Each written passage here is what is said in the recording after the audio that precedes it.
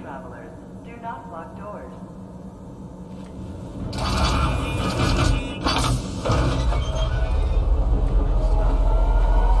Next stop, Metro Center.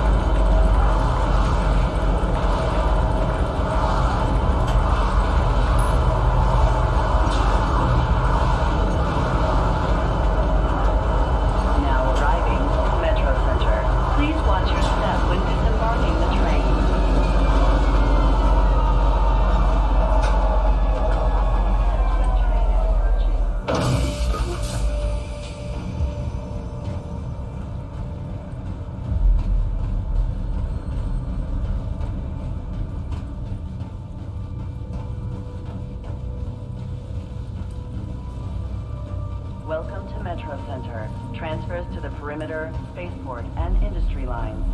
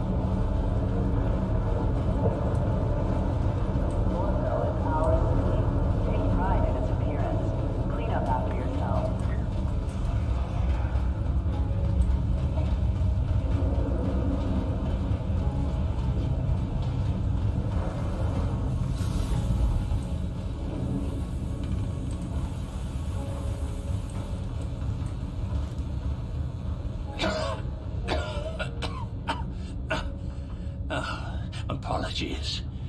The air is especially dreadful today.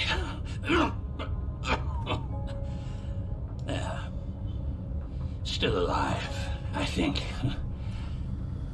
Hello, welcome to Reclamation and Disposal. My name is Clover Starneely. Wonderful to meet you. What can I do for you on this fine day?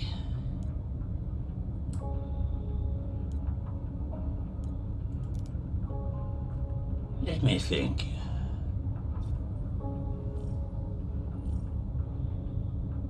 Well, I'm loath to dash your hopes, but the job well seems to have run dry for the moment.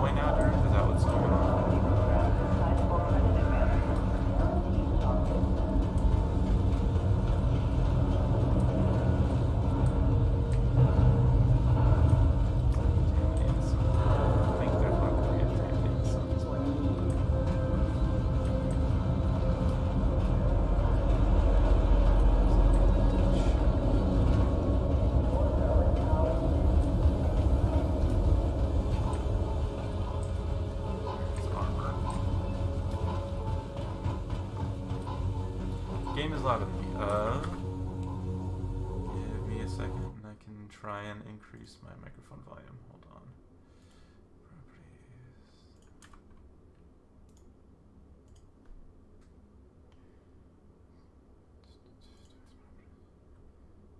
No.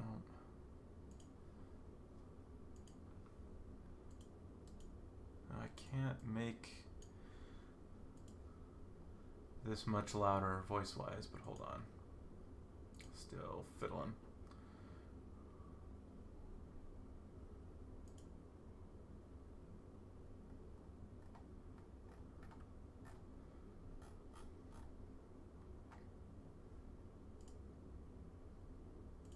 Nope, that's not working. Alright, so my next best option is turn the in-game volume a little bit down. Drop it down to 25 on everything.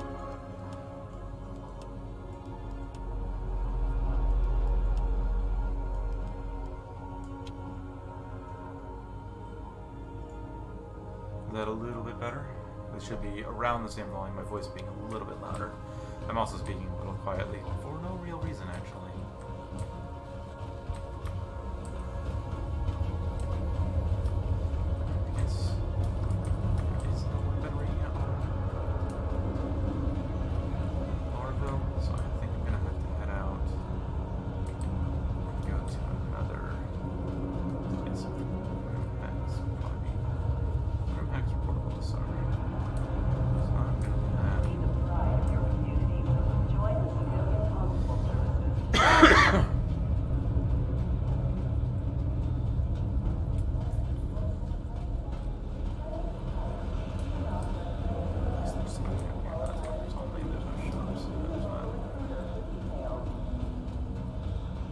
Center tram.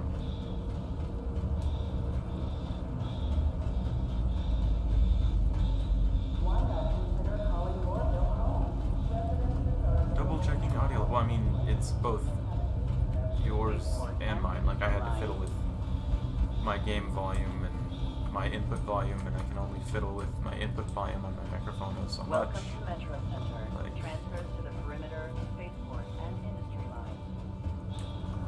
And the weird thing is, sometimes my voice is way loud. Other times it's not loud enough. So, 26 songs in. Over now arriving from Titansgrave spaceport. Stand by and let passengers disembark before boarding. Let me know if you have any questions about this. I'm more than happy to answer. Before boarding reserves the right to search travelers at any time.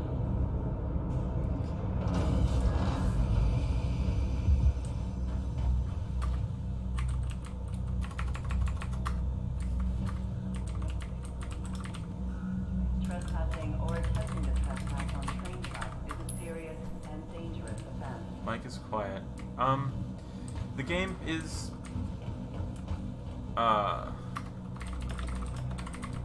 I mean, it is incomplete, but like the way that they seem to be doing it is full passes of zones before they roll certain things out. So unlike a lot of games who will start to just essentially, especially early access or alpha things, they'll what I like to say is like design entire areas and basically make almost all of it explorable and all that stuff. Star Citizen seems to do the here's one section and we fleshed it almost entirely out, go break things in the current, because it is still considered an alpha.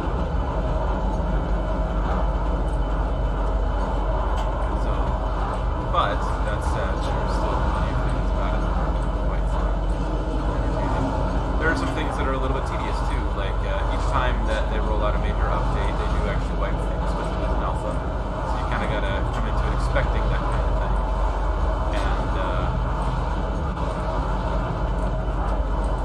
because of that, like the last time I came into the game, I spent an hour just re-equipping myself with the things I'm used to using in the game. Because certain space stations and locations will have different weaponry and armor. For instance, this armor that I'm wearing right now.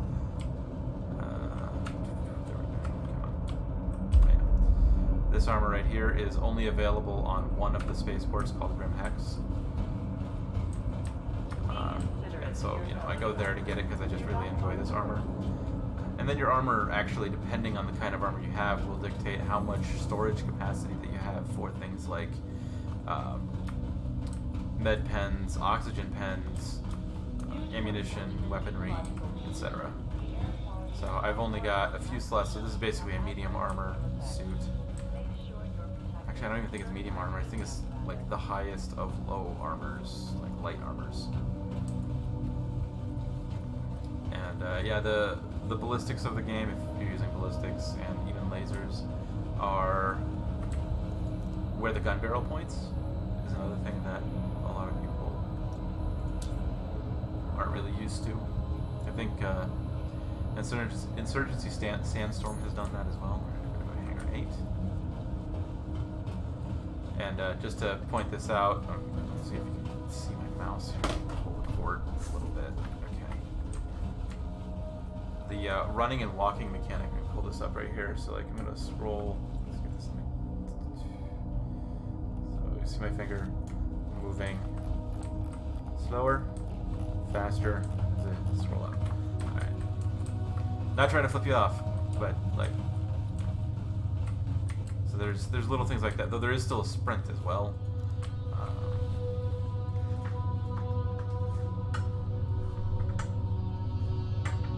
And you know, you can see the bottom left, your vitals, the heart rate. I usually set my sprint or my jog all the way up, essentially. But that actually uses up your heart rate almost right away.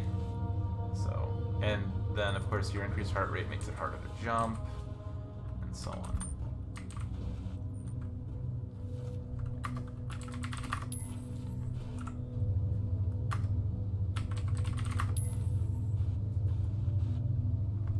And there's a few glitches. You'll see some graphical glitches happening here and there, and why are you going down? Or long delays in elevators.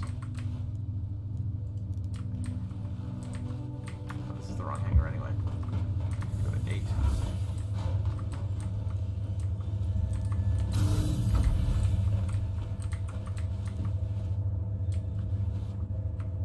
This is me not being able to count. There we go.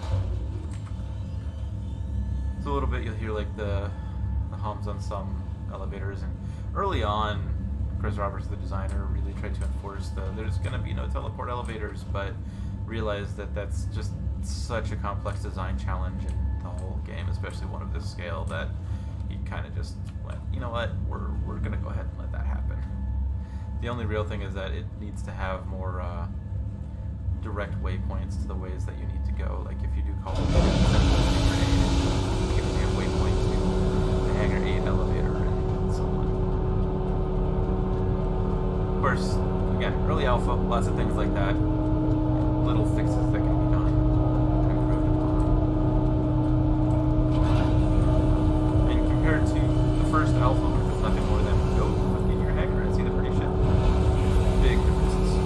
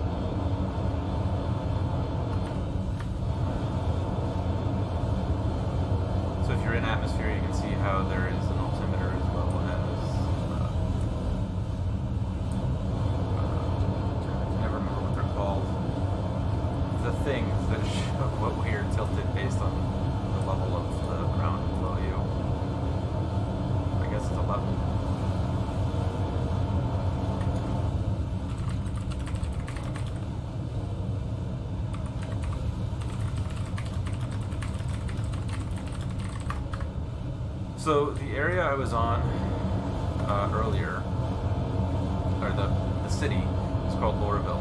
There's only specific areas that you can fly in around Lorville. You can't like go flying over into buildings and stuff like that. If you do, it'll basically self-destruct your ship or something will shoot at you. Once you're, so it's gonna, until you're a decent distance away, it'll, you know, you just saw it disappear. It'll make that restricted area indicator go away.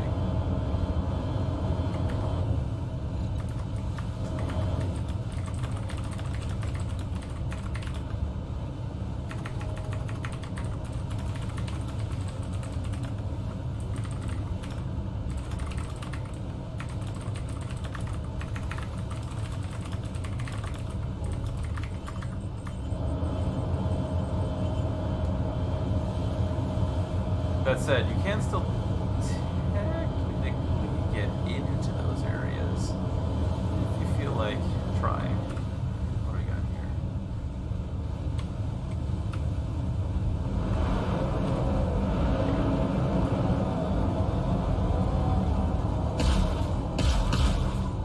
Oh, that's right. I forgot. So you can see, I want to say the sun either setting or coming up over the chromosphere here, which is pretty cool. Yeah, to land, you'll see a little bit of that mechanic here in a few minutes. I am actually quantum traveling to an area that's pretty far away from the planet that I'm on right now, but it's the closest place I can think of that will sell some machine guns that I'm going to be using here. So if I do this, and I tap this, sort of do one of these, sort of look at the planet and where I came from. If you see that triangle indicator, that's another ship. That's over the planet I was just on, or over the city I was just in. You can actually sort of see just above the nose of my ship the slightly larger star that's actually a moon of this planet that I'm on. Call it the first, I think it's a moon, or at least it's an orbiting body. Might be another planet altogether. I still haven't fully reached the atmosphere yet. Atmosphere here is I think they lowered the atmosphere distance on this particular planet recently because it used to be 100,000 kilometers. And digging through all of the things, it's basically 100 megameters.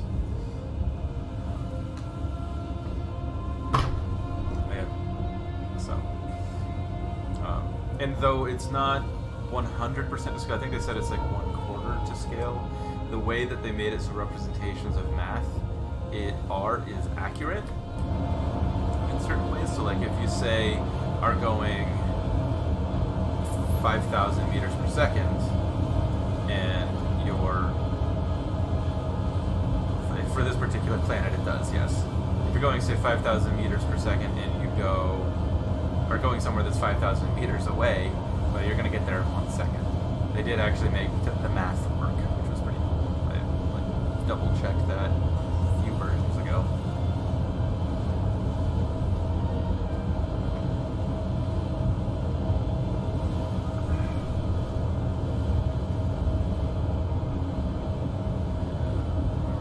We're at 60,000 kilometers on this particular planet.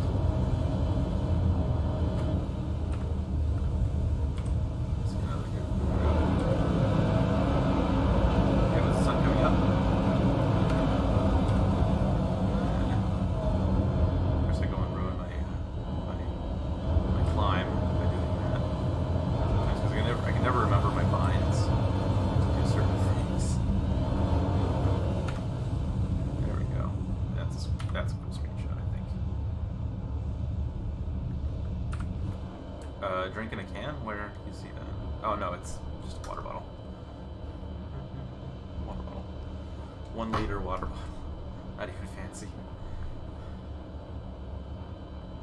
I get thirsty a lot, so keep a water bottle with me at all times.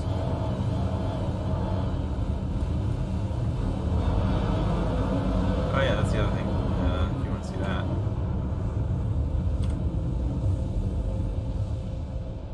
Let's go ahead and get like that kind of screenshot. That'd be cool.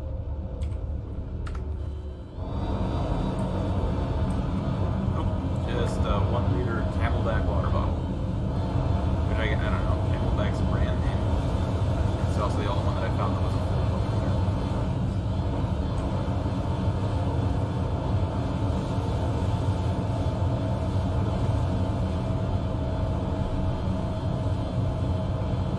The other thing is, and the flight model is actually going to be changing between this version and the next upcoming version. This is 3.4.1 and the next major version 3.5. There's going to be a change in flight model. So right now, the shape of your ship doesn't really affect in-atmosphere flight that much, but they plan on making it do so. And there are some ships that are basically just flying bricks. So when you end up in atmosphere with a flying brick, it's not going to fly very well. And some ships already do have that problem because they're very, very heavy. But overall, most of them really don't have that much of a problem. But if you're coming in at a high velocity into a planet's atmosphere, don't slow down in time, or flying one of these really big, heavy ships, you will go crashing into the surface.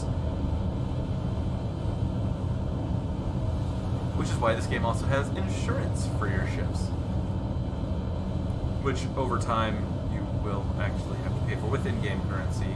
That said, it's not that expensive. They could just make it free respawn, but that just takes away from the depth, because they've really actually added in a lot of little things of depth to this game. Alright, I finally broken the atmosphere. Actually, I haven't overclocked this. Uncheck this, slide this up, and now we can overclock. Alright. So let's go ahead and double check portals. Do this actually first. Set route here, then set route here. There we go. Alright, so it's going to tell me to go to an OM1. I don't remember what OM stands for. I just want to say it's orbiting mass. So, quantum travel's sort of like a jump drive, but it's not, because this world universe has a system, or at least it will have, it's not built in yet, a system called jump points, which, if you ever played or are aware of EVE, it's basically the same idea as a jump gate. The lore says that they were discovered some number of years ago. I really should read the lore more myself, but I haven't. So now I'm going into quantum drive. I'm going to show you that from an exterior view.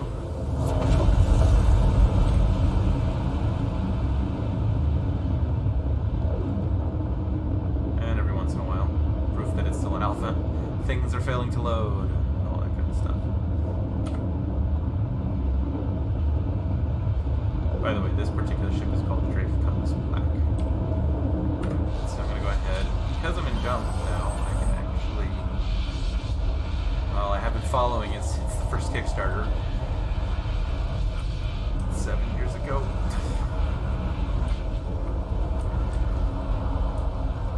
So I'm jumping, and you can wander around the ship while it's moving.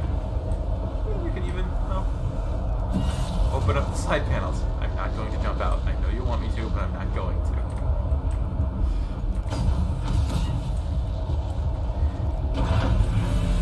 So,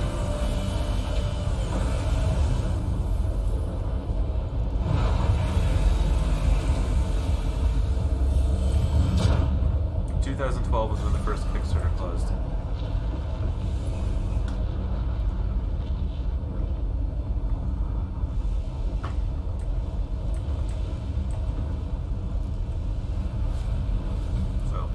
It's been 7 years.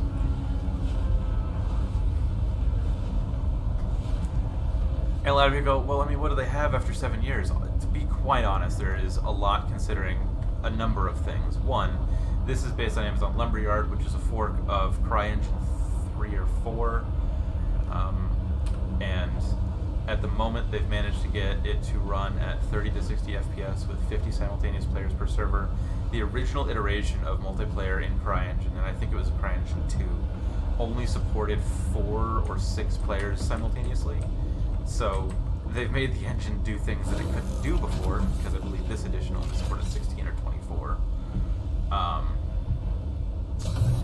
So yeah, there's a lot of that kind of stuff. And yeah, there's a lot of stable systems, like where I was just at was a planet called Hurston. The system that I'm in right now, and it is just a single system at the moment. I cannot remember Crusader system. Well, they did CryEngine at first, and then they moved to Lumberyard. The interesting thing about Lumberyard is the things that Lumberyard introduced when Amazon did their fork and said, hey, there is still new CryEngines. There's CryEngine 5, and there's even another one that's supposedly coming out soon. But this is actually Amazon Lumberyard, which is a fork of an older edition of CryEngine. The interesting thing about when Amazon launched that Amazon Lumberyard was a lot of the, quote, improvements that were in Lumberyard were things that were done by the Star Citizen development team. Because they use the Amazon Web Services for a lot of their deployments and all that stuff, so basically they just gave the stuff to Amazon and said, hey, can we just keep using it? And they're like, yeah, sure.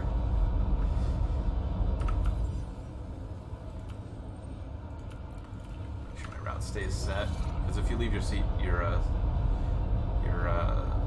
quantum travel location goes away. There's a grenade right there. And that's the other thing, you can see your own feet and your legs. A lot of games just decide, you know what, your feet don't exist.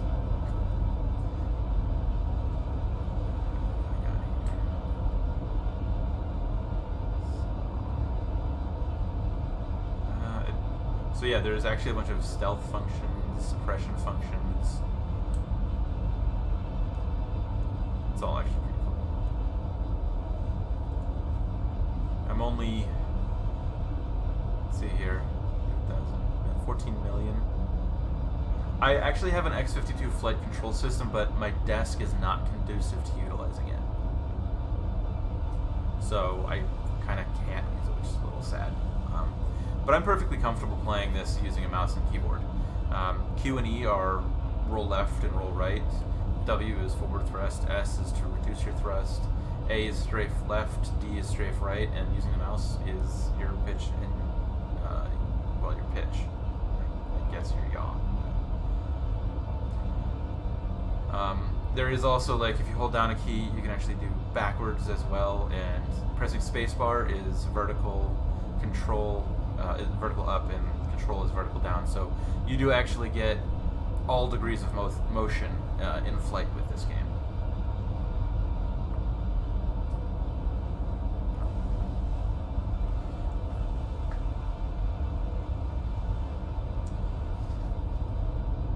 So another thing, I was talking with some people from in the game from yesterday, is they were saying, hey, if you leave your seat, your ship comes to a full stop. There's actually a trick to get around that. Your ship can actually maintain momentum if you leave the seat. But to do so, you need to build your momentum up to the speed that you want, turn the power off to your ship, which will actually cut the engines, but your momentum will be preserved, which is pretty cool. It also has a decoupling mode. If you were a fan of Battlestar Galactica, a pretty popular thing that was indicated and shown in their dogfights, and that was the the 180-degree flip, just pointing backwards while still maintaining forward speed. You can actually do that in this game just by holding a decoupling button, and do that too, so you shoot straight behind you. I really haven't had to use it much, but I have used it here and there.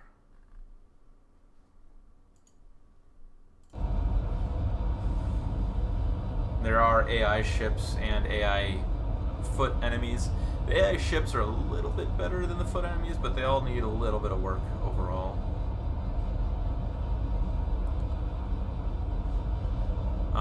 Let's see here. Other things are like, it is basically open PvP in certain areas. There's certain no-fire zones and armistice zones, but if you do attack another person's ship, you end up increasing something called your crime stat. If it ends up high enough, everybody in your current server, because it's servers at the moment, will actually get an option to accept a mission to take you down as a bounty hunter.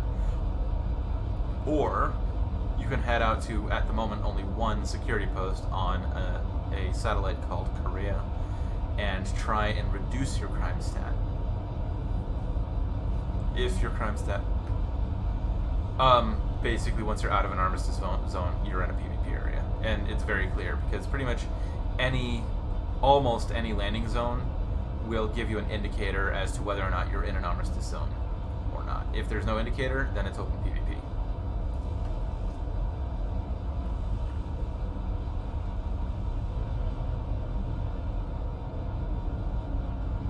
That said, because of how much space there is in this game, I have found that I don't actually end up in that much PvP combat overall, unless I'm going to a specific location for a specific reason, such as going to Security Post Perea to clear my crime stat. Go ahead and pull my momentum up so I do not remember what the decoupling key is, but... Oh yeah, and your hardware and stuff can be replaced. It can also overheat. So if you have a particular weapon you want to use, or want to upgrade your weapons, you'll be able to do that as well. You can actually purchase those in the game. There are also some ships that you can purchase in-game, but again, beware that it is still alpha. Every time they release a major version, or actually most of the times even minor versions, it's going to wipe stuff. Let me go ahead and see if I can remember decoupling key. Go to advanced flight. Decoupled mode toggle, V. So if I do that... Oh wait, no, that's not right. It says it's V, but I think it needs a modifier.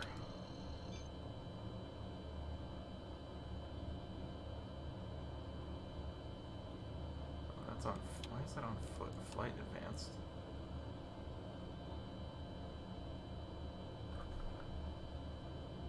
They must have changed this indicator. I'm gonna have to go into flight, movement, decoupled mode toggle. Nope, there is actually nothing for that. Let's see here. Decoupled mode hold.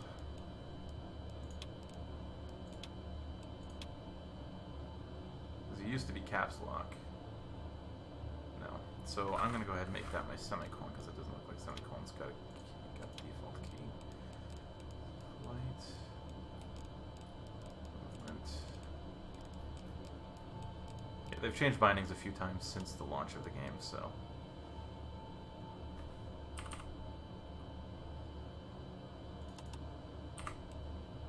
Go. So I've got forward momentum. The decoupled. Now because I flipped over, I have that forward thrust. Turn that on. Got my decouple back. You can see how the acceleration was negative something for a moment. And that was why. Alright, so I'm going to go ahead and jump over here to Polisar, and you'll see an example of entering into an obstacle zone, as well as a landing example. Some landing you have to do manually. Most spaceports and major cities, there's actually an automated landing function. I find that to be far easier, but I can land in either manner. There's more Polisar. So I always go ahead and bring up the comms menu here.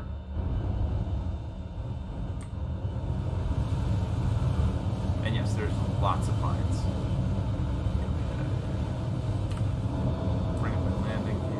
Landing gear forces your speed to go down quickly to a maximum of 50 meters per second. Let's call the landing control. Come on. Yeah, it doesn't look like it's taking the landing control from my HUD. Hello, Dark Ninja. So I'm going to use conflict here. From here. There we go. Please proceed to assigned landing bay. And there's landing bay once.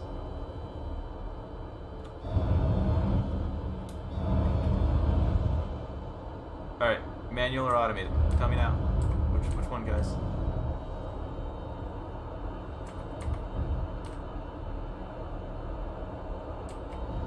Because I'll do either. As of right now, I'm choosing for manual. Just double check for just a little bit.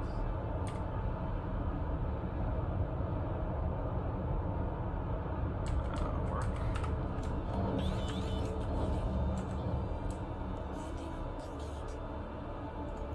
Landing complete.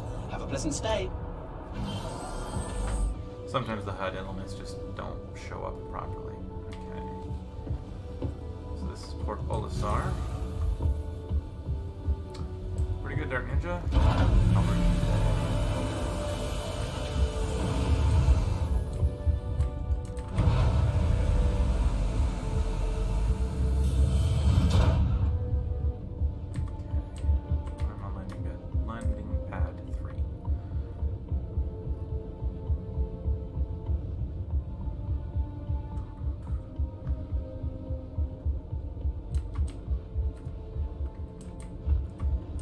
Now, if your ship remains on a landing pad for too long while other ships are trying to leave and stay, or trying to land or leave, it will eventually store your ship automatically. Right? Live fire weapons.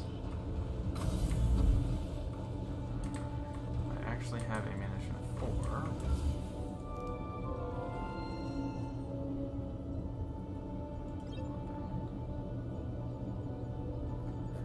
Pretty low here because I have here we go, P8SC. Cost me $2,000 in a UEC. Alpha UEC. UEC is the money in this game. Let's go ahead and equip that.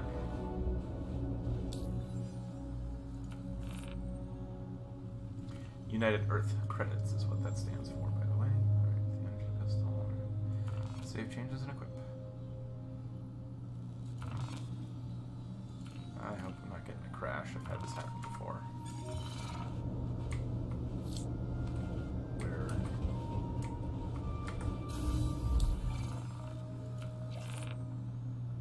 Let me go and equip something. I'm gonna. Oh, I did equip it. Okay.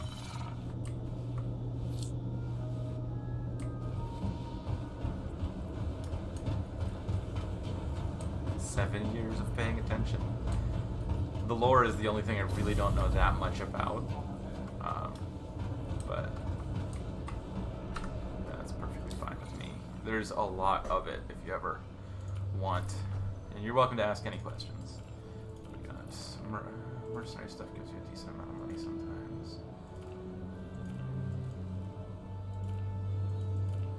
He's good. No. Yeah, I was better off over at Loreville getting some larger chunks of money, so I'm gonna go ahead and do that. Go ahead and throw some medical supplies. Oh, shit.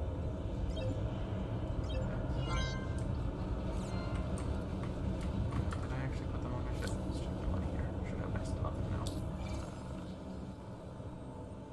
Yep, excellent. Yes, if you do want to learn more or have any questions about the things that I'm doing, etc., I'd be happy to answer whatever I can.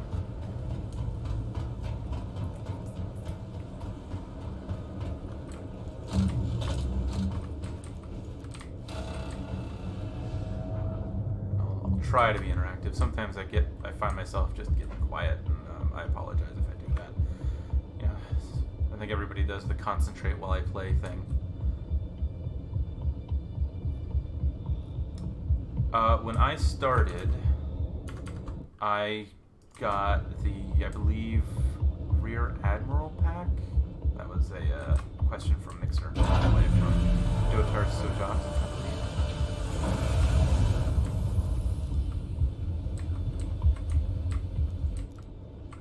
Oh, come on. Please just, there we go. Got a disconnection error. Hooray. That happens sometimes. I hope I manage to retain the things that are on my ship. A lot of times they'll just disappear, which means I just lost 16 grand. But that's okay. It is alpha.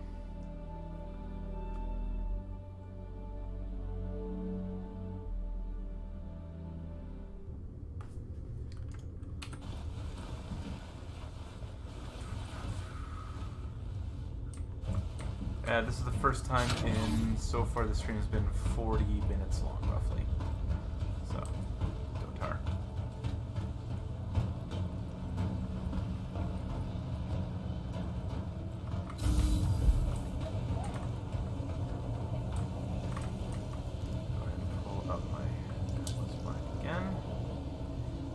I still have my Your ship has been delivered to the following landing pad. my product to deliver.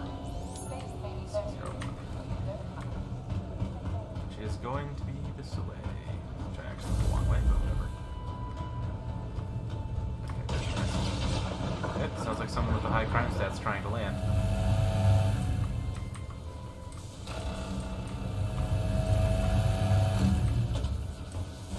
Yes, there are multi-stage weapons. The armor I have on my character is this armor with a scale weave undersuit. I cannot remember exactly what it's called off the top of my head.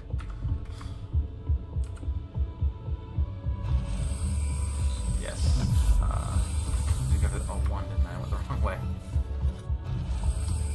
The Cutlass Black is my preferred ship. I would have to look for... I have to go back to my listing of ships. I'll do that when I land on... I'm gonna go over to Lorville, so we got a few minutes.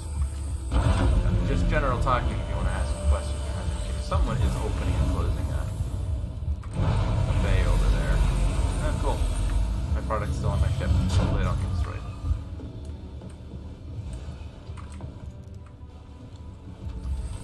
I can also just Alt-Tab and go look at my account in the web browser real quick. But let me set myself up to do that quantum travel here.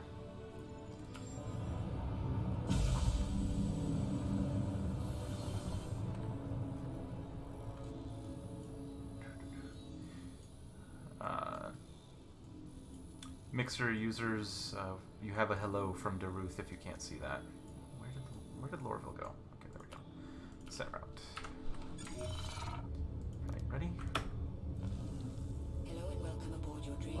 So once I start my quantum, I will let you know. I will go into my web browser and let you know what ships that I have. So because I have Rear Admiral, that did actually at least start me with the constellation Andromeda. Which is great, but I really have no one else to pilot it with at the moment. Let's start my quantum. So Daruth, you can see that leaving Armistice Zone at the top real quick. Basically it's telling me that now I'm in the area. Alright. So give me a moment, you're not going to hear game sounds while I'm pulling up my actual... You will hear my very loud keyboard though. While I get things logged in here. It's no, I want to go to my hangar. Ships that I have. My standalone ships. I have Freelancer Max, a Mustang Gamma, a 325A, the Drake Cutlass Black, and an RSI Aurora, and then of course my Constellation Andromeda as well for my Rear Admiral package. I also have the little like golf cart buggy thing to answer your question for earlier, Dark Ninja.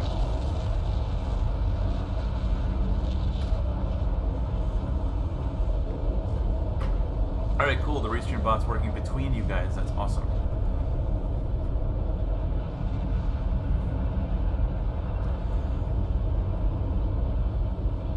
So, yeah, the only downside at the moment for the majority of console players is this is PC exclusive. I have no idea if we'll ever see it on consoles. Initially in the Kickstarter, Chris Roberts, the head producer, the boss of all of it, had said it's going to be PC exclusive outright. But as consoles get more powerful and end up with more storage capacity, who knows what the future will hold.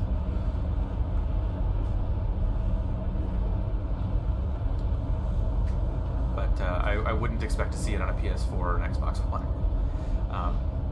It actually took them till alpha version 3.3 to actually compress the assets enough for it to actually be reduced to around 60 gigabytes from around 120. So, of just storage capacity. It's a hefty game.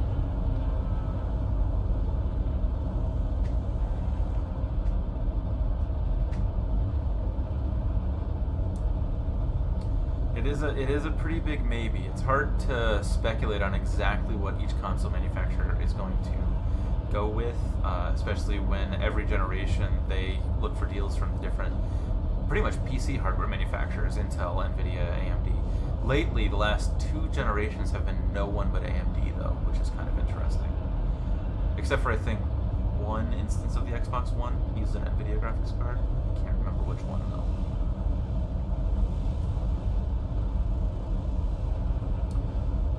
But I do know that all the Nintendo ones have been AMD, but that's not ever going to be playing something like this. So the Wii, the Wii U, and the Switch all use AMD chips in them, I believe. Yeah, I can't remember all of the exact details.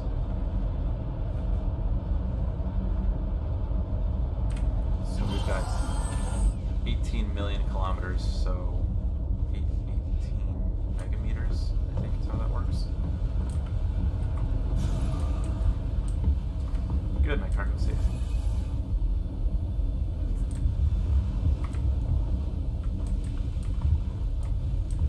Actually, no. So, well, yes and no.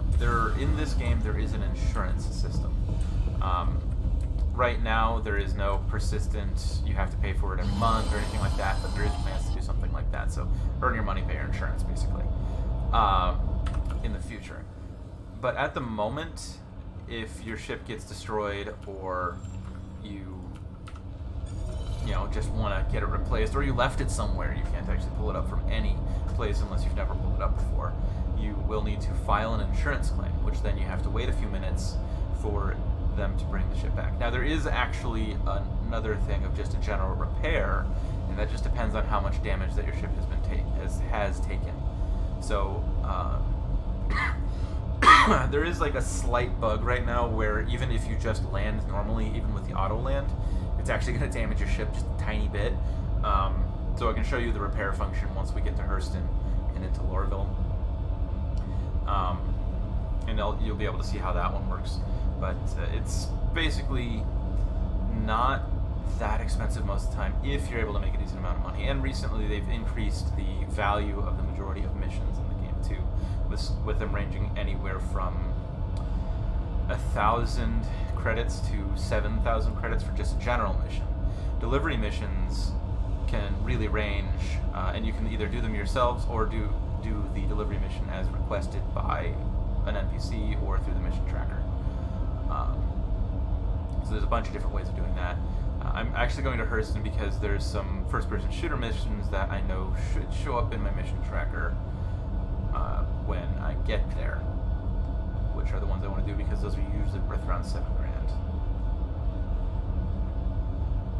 A rusty square ship for mining. Right now, there is actually only one ship default for mining. If you go to the site, it's called the Misk Prospector.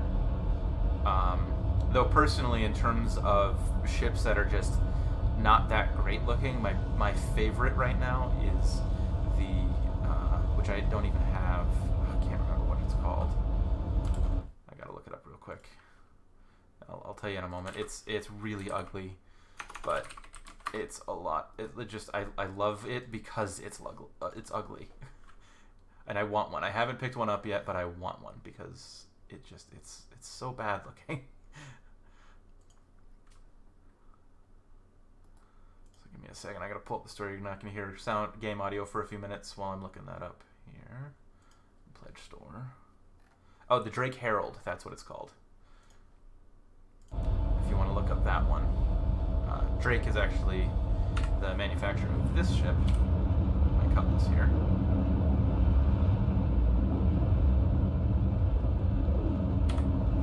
Get a screenshot.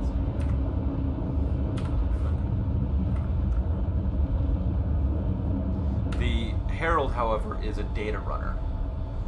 It's not a mining ship. I also do one for Prospector as well.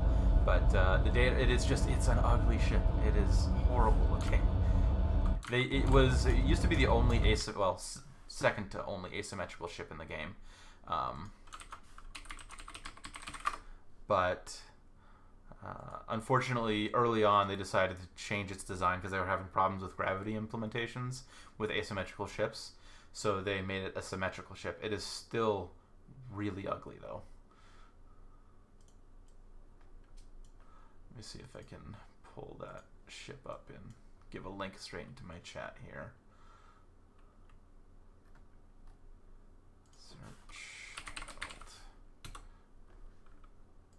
go. It's also, the Herald's also one of the faster ships. I'm going to throw it into there. Alright, you should all have the link to view the Drake Herald.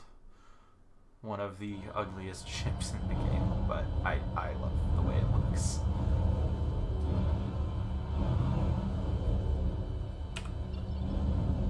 And here's another example of sometimes getting a little glitchy. Sometimes your jump points will act up, so you gotta kind of fiddle with them some at the moment. I do not want to go to HDMS.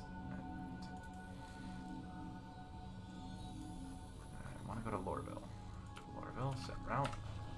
There. Going to myself with a bit of a quantum drive.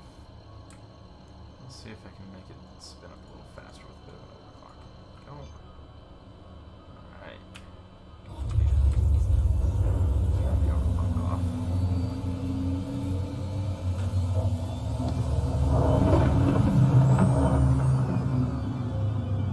There's also some alien ships that have been modified for human pilots. The Cheyenne Scout, XI''AN, is one of them. Basically, there's a lot of ships already. Some of them are concepts, some of them aren't available. The Herald is actually flyable in the game right now, but like I said, I haven't picked one up yet, but I won't, because it's not pretty. That's why I want it. Here's another one of the glitches. Sometimes when you leave your quantum travel, your ship just goes, you know what, here, that's not the direction you're facing. Okay. Let's go ahead and start the atmosphere. That should be right there. Oh, no, this is right here. I'm not going to be able to jump to it, but going.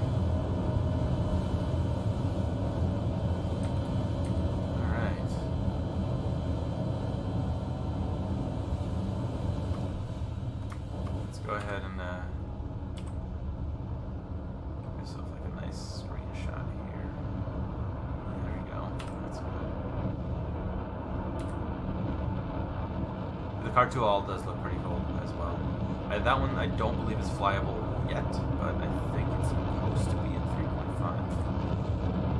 I'm not sure. I'd have to look at the roadmap.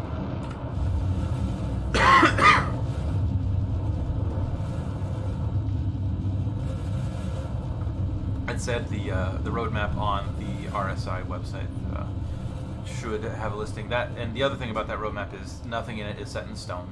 They've pointed that out repeatedly. There's a lot of things. It's like, for instance, one of the other planets in this system was supposed to be ArcCorp, which is, if you were to compare it to Star Wars, would be basically a Coruscant of this world, or of this university. Yeah, it does look a little similar to that. You're right. But yeah, ArcCorp is basically a planet. That's the entire planet's a city. But it was supposed to be in 3.4. It obviously is not. So that's supposed to be in 3.5. It got pushed back. So you can look at the you know, the star map, or the road map, but take it with a bit of a grain of salt, because not everything is going to be locked in stone permanently.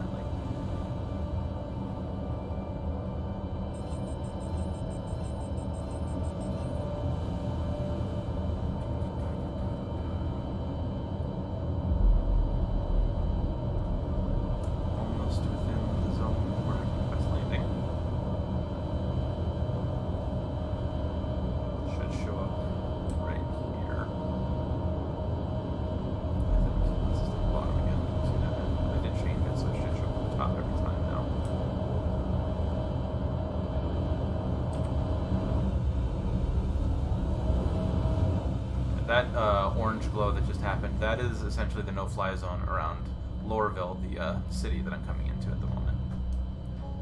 You can, I think it'll either self-destruct your ship or damage your ship, or it may even act like a physical wall if you run into it. I cannot remember, because I've only run into it once on accident, but it also makes your ship beep really loud and annoying.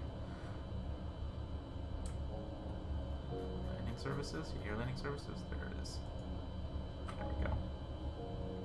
We have a pad that's open. Right, they have a pad that's open, and that's the pad that I'm going to.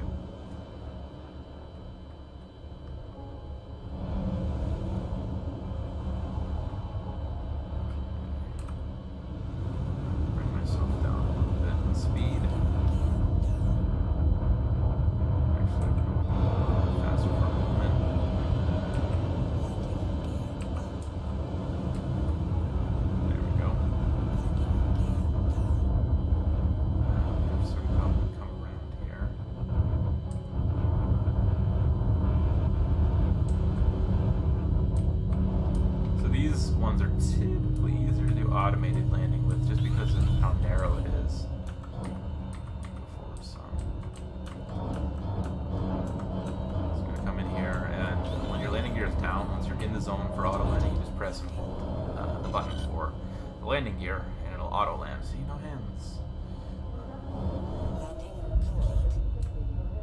Landing complete. Engines offline.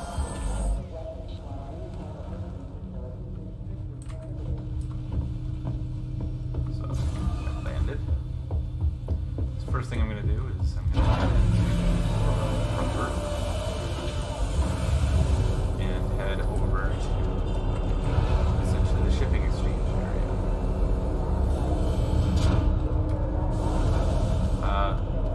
Another ship I have, by the way, is the P-52 Merlin, which is supposed to be a drop-out snub-nosed fighter that comes from the constellation Andromeda. But drop-out fighters are not something that's been that is working yet. So basically, they let you spawn it up so you can go fly it around, but it doesn't really do much right now. And they actually have it put into the constellation Andromeda model as well.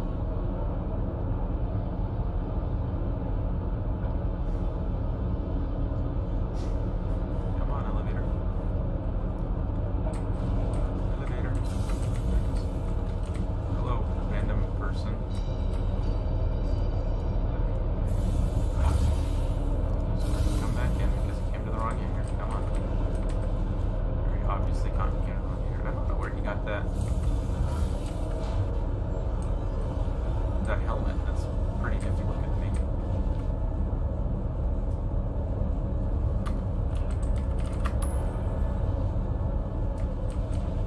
I honestly have no idea where this helmet came from.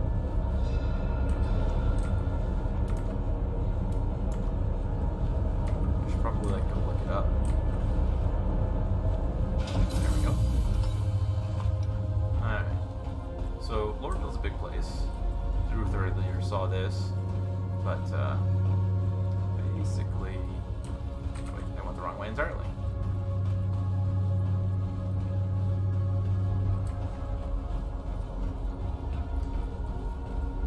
So that's the M50 ship that's just sort of like on display here in the airport, the Origin M50.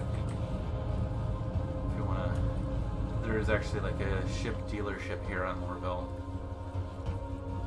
You can go and take a look at some of the ships I have over there. So head this way first. Just another instance that you can buy these in game. There's another M50. I think it's a slightly different one. No, it's the same one. You can see here, 700,000 UEC to get that in game for the M50. There's this one too, which is like a luxury thing. It's supposed to be a dropout for like a luxury ship. I can't remember what ship's supposed to come with. Independently. There's this, I have one of these. I don't think I have the LX edition though. This is the Prospector. That indicator at the top right that the audio didn't come up is telling me that my ship's going to get stored, which I'm okay with. Prospector, you see this sort of mining laser here. I don't actually have a Prospector right now. And like many dealerships, they have exterior locations too. This is, I believe, a Mustang Alpha right here. It might be a Beta. Yeah, it's a Beta. Which I believe is the luxury one. It has like some place to lay down in the back. This is the constellation, I believe, Andromeda. Because this is what I have. Let's double check it. So you find out Fly Today, it actually does work. This is the Phoenix. It's a slightly different version of the same ship. And then this thing is called the Hammerhead. It's basically just a gunship. The pilot actually has no weaponry for it.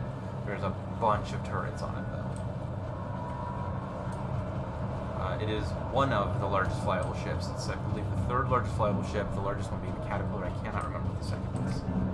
Yeah, so this is basically a drop fighter, essentially. Not even, it's like a drop ship, really, because it'll fit, I think, 25, I think there's 25 seats, but like you can obviously fit more than that in it. Plus there's the guns and all that kind of stuff. Excuse me.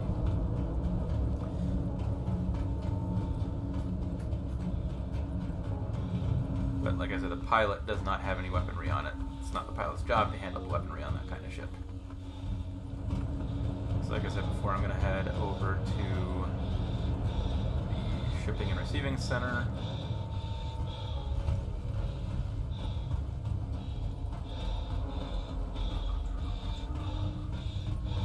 Of course, cause myself to hyperventilate because I'm sprinting all out to get there.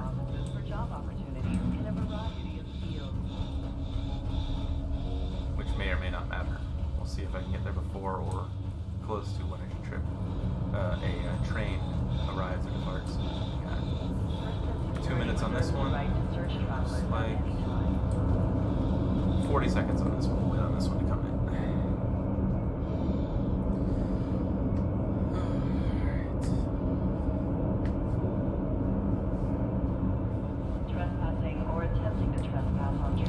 So yeah, Lorville is on a planet called Hurston, which this particular system, the individual planets, major planets, were actually sold to individual corporate interests after the, this is part of the lore that I'm aware of. I don't have a lot of lore, but after the something, can't remember, could like no longer pay to maintain it, so they sold the planets off. Those corporations who just run them however they want. So you can see that there is a air quality index here because Hurston doesn't actually care that much about the air quality on their planet that they have industry and mining on. That doesn't actually do anything yet, but apparently there's plans for that to be part of the game.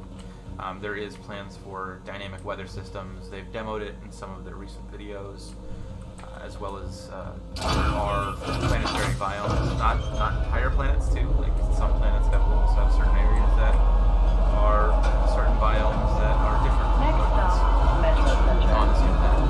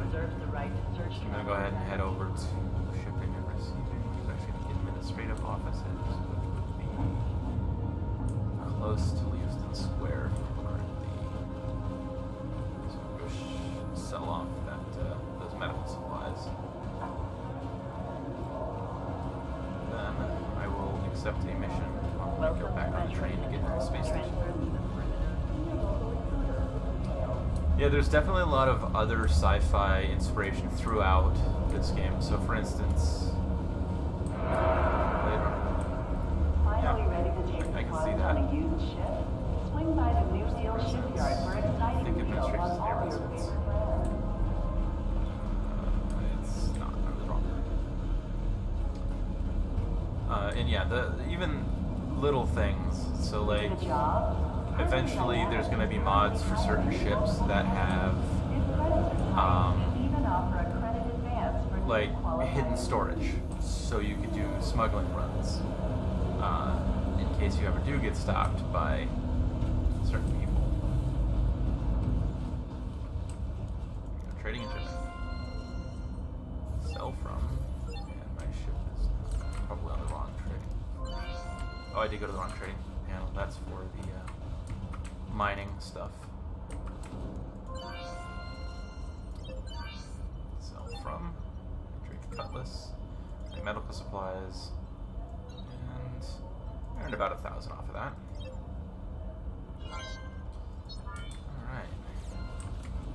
I forgot to show the repair function. I'll do that later. I'll let myself get damaged before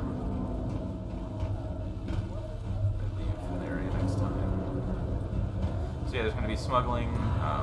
It is currently, as I was talking to Ruth earlier, I don't know if he's gotten off because I'm not getting a live viewer indicator right now for some reason. But there is open PvP already, except in, of course, armistice zones. You've probably seen a couple indicators here and there as a line.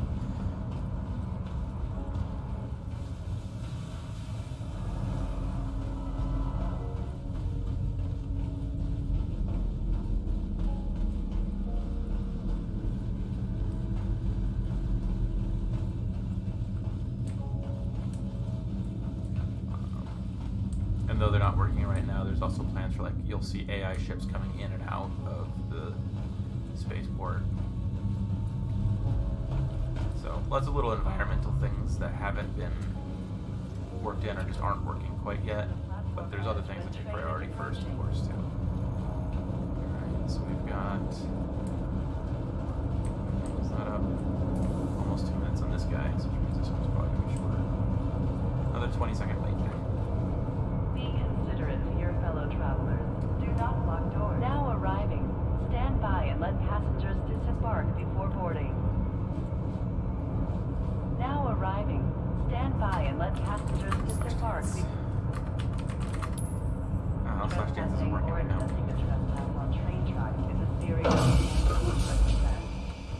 And you can sit down in these seats and stuff, but I never really do. It actually limits your view too. Like I can only look that far right and that far left. So just stay out of the seats, that way you can look around Step more. away from the platform edge when train is approaching. There's a train departing indicator right there.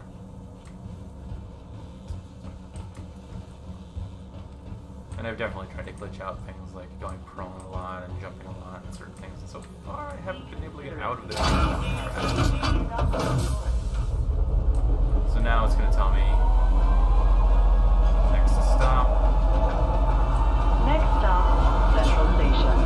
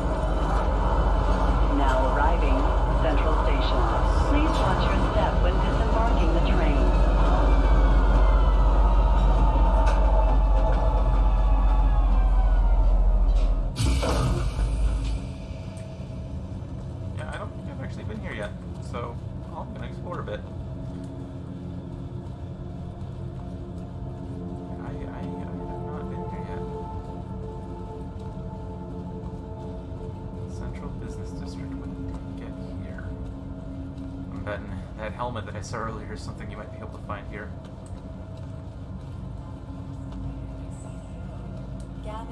If there's even anything that you can get. Welcome to Central Business District. Oh, this is actually the Hurston headquarters building. I've now realized that I thought you couldn't get to, but you can. Archibald Hurston Memorial Hall, I'm guessing that's that dude. Apparently this fountain's really interesting, that fella. Hurston Dynamics Showcase. So maybe we got your Hurston Dynamics.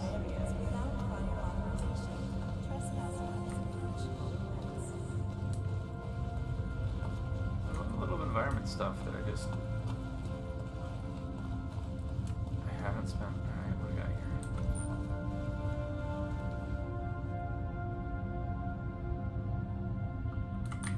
Hurston is a arms company, so this is probably where I could have gone instead of going all the way out to Grimhex to Port Olisar to purchase my weaponry.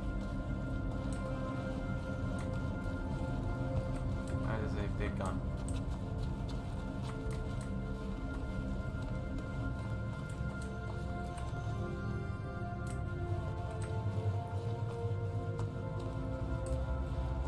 So yeah, examples of the stuff that Hurston Dynamics makes.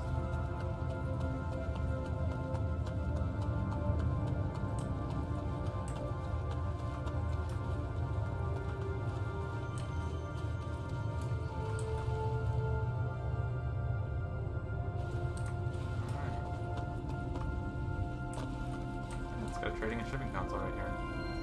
Can you buy stuff from here? You can. That's cool. Did not know that this was an option. I'm glad I got on the wrong tram. Gonna have to show a buddy of mine who keeps asking about certain weapon upgrades, what he can do on his ships to make them better. And I'm like, I don't know. So yeah, I know a lot about the game. There's still a lot I don't know that just sort of show up on me sometimes. Alright, what else you got here?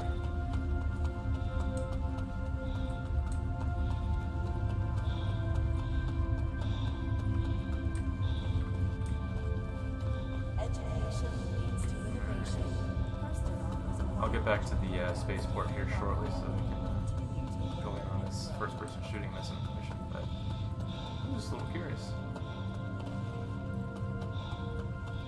So what's on the other side? Private trading suite. Interesting.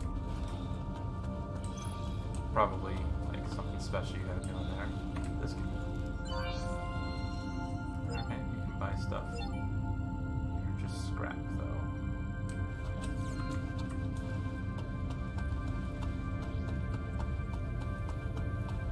And can't do anything in exchange with your ship. Hello, person that I can't interact with yet. These look like characters in the game of Clue. Alright, back to the tram. And then back to the space station.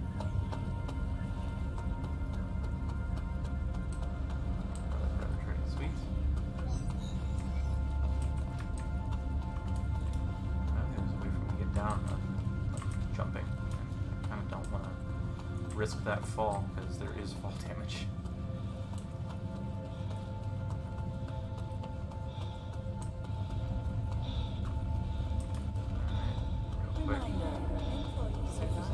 Farther back.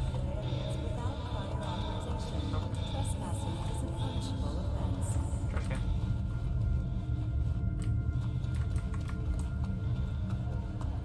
Oh, there's the down. Well, that's the down to the tram, I think. No, transit's that way, so what's that way? We're exploring.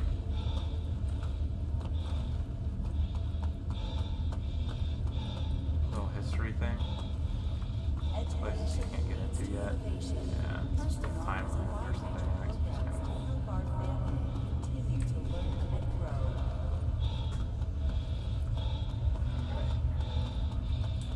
Like, the people here quadruple to look at that fountain.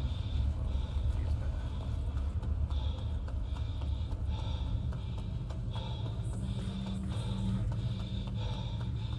that. Alright. Hurston is huge. On behalf of Hurston Dynamics, As well as Lorville itself.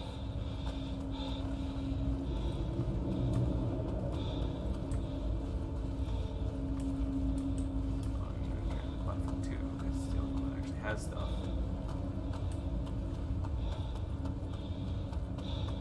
Actually, it is a bench.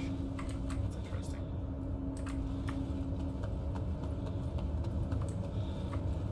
Well, that's gonna come up in 2 minutes. Oh, that's gonna come up in 30 seconds. Alright.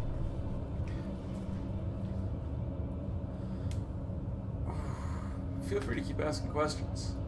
I'll answer anything that I can.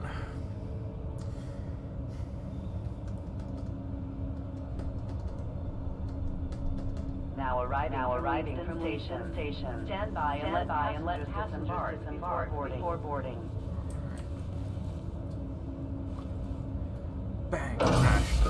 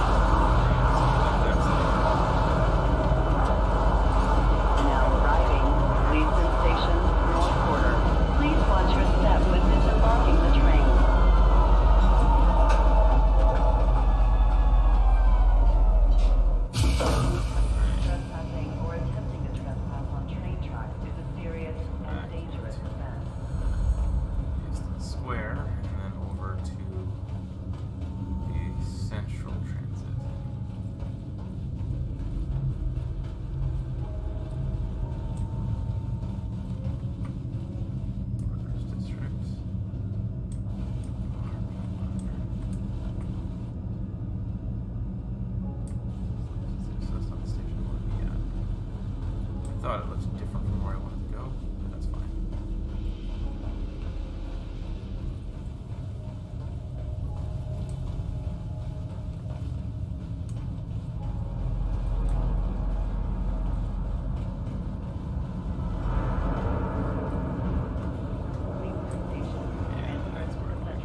This way. I think.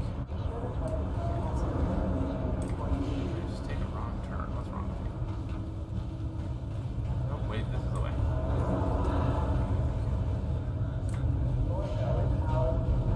Yep.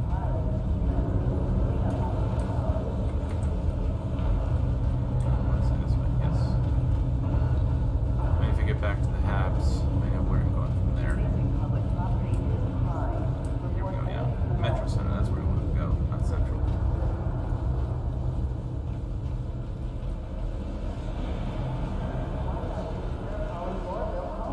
Residences are available at all price points. See a habitation rep for details. So yeah, there's plans for smuggling. There already is some smuggling stuff. Basically contraband that can only be sold at certain paid spaceports and at certain terminals. Specifically a contraband called Widow. You can only purchase it at a particular location, which is an open PvP area. And it takes a while to load because you can only load up so many per every 20 minutes or something like that. 2 minutes on that guy. 30 seconds on this one. Be considerate to your fellow travelers. Do not lock doors.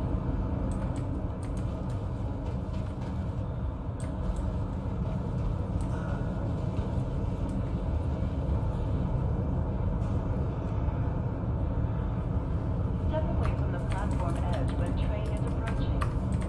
Now arriving, spaceport. Please stand by and let passengers disembark before boarding.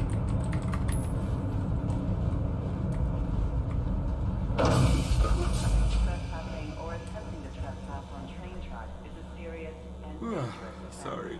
It is very dangerous. In fact, it's actually recommended by most people to not go to Jumptown without an escort. And since I often play solo, I typically don't run that trade route.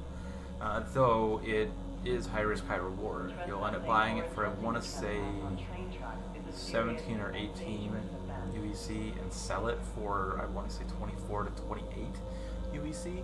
So it's the largest profit margin out of any shipping product in the game. And of course, as with anything in this game, Next stop, Tisa Spaceport.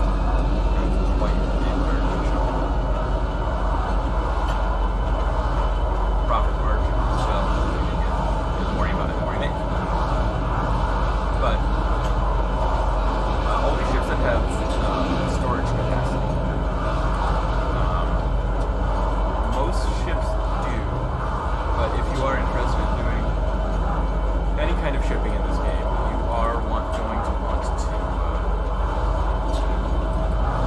So both of the ships that are part of the starter package, which is $40, have two shipping unit capacity, which is not actually two boxes. Now arriving, Tisa Shipping Spaceport. units. Please watch your step when The disembarking shipping the scale train. system is a little bit confusing at first until you get used to it. And both of those two starter ships are perfectly fine for that. That said, if you want to have a little bit higher, but still also have some combat capability, I highly recommend the Drake Cutlass Black. It's basically medium. It has, I want to say, 40 SCUs, shipping containment units or something like that. The other thing to be concerned about is if you are hopping into this game, you will need a relatively powerful computer. It is CPU intensive, it is RAM intensive, and GPU intensive. So, if we look here, it doesn't show how much cargo. But I'm going to go ahead and hop in. I am actually going to go ahead and take this ship.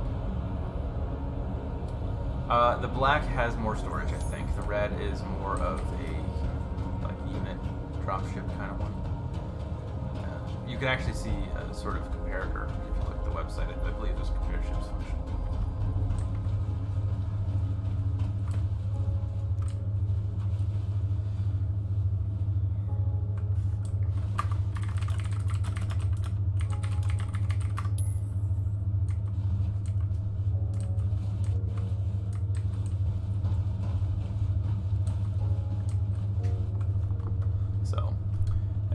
just be aware that you, for the time being, need a pretty powerful computer to actually run this. It has been optimized a lot. It runs a lot smoother than it used to. It was almost unbearable for some time. But it's way better. And if you do see on my screen, I'm not sure if it's being picked up by the stream, at the top right, it's showing 30 FPS.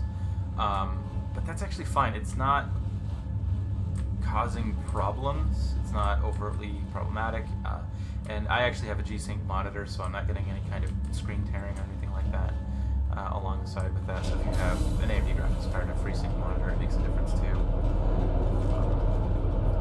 So yeah, there's a bunch of little things that you can invest a little bit of extra money in. But a lot of times people ask, how can you afford computers that cost as much as the ones that you do? And the answer is, I wait.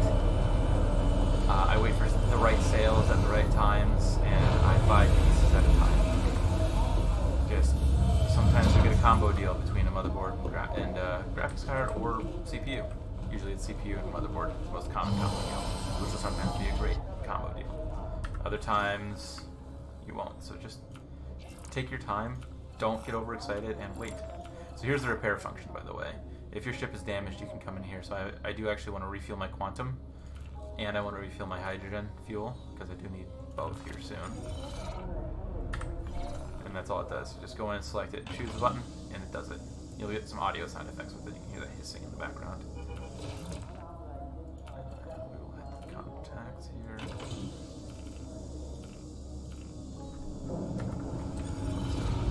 Did contact them. Go ahead and have flight ready. We'll keep our eye out there, just in case, because it actually comes to a stop when those two pistons when that piston actually hits the first section of it, because it'll release the motor. Looks like the fuel just finished. That should be enough room for me to go ahead and get out. Lift off.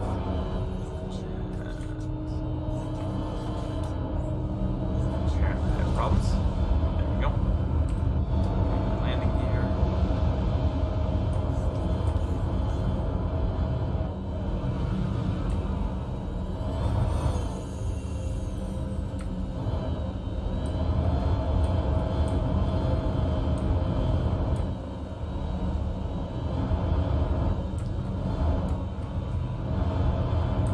If you want to know my specifications, I've got a GTX 1080, not a Ti. I actually have 32 gigabytes of RAM, a Core i7-6700K, and pretty much all of my hard disk space is actually solid state space. And yeah, absolutely run this on solid state. It takes forever to load on anything other than.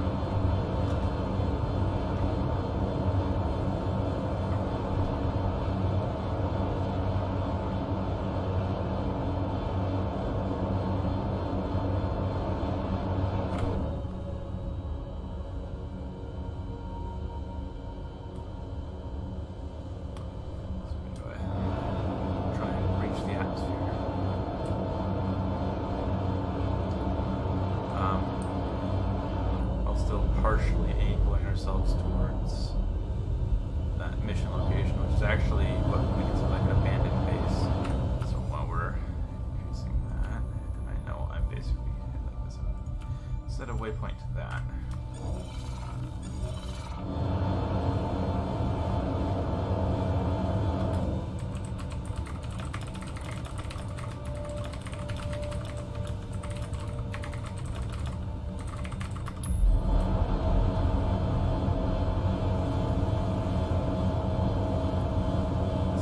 Asking you how jump time looks, because right now it is the most lucrative thing to do. Jump the contraband that I was talking about earlier, and I just keep telling people, because ultimately you should never go there. You should be aware. You should never go there unescorted or anything like that. If you're someone who does this frequently, anybody at the game who does this stuff should know these things. So if I see the question, "Hey, how's it looking right now?" I usually answer in a somewhat trolling manner. It's abandoned. You just go in there in your weakest ship, turn off your weapons and your shields. It'll be fine. Or, try and be careful at the open PvP area where you have to leave your ship alone.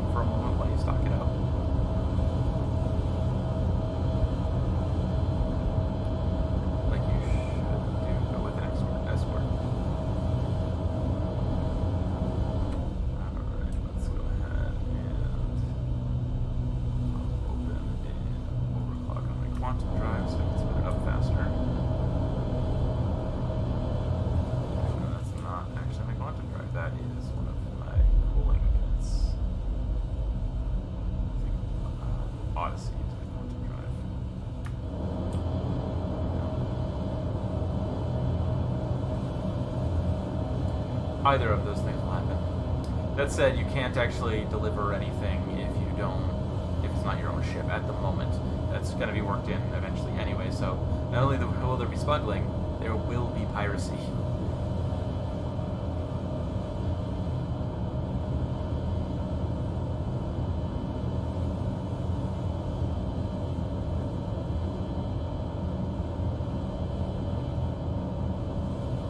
At the moment, the closest thing that you might be able to do is salvage some things of when you blow up someone else's ship, and maybe you'll be able to sell it directly to someone.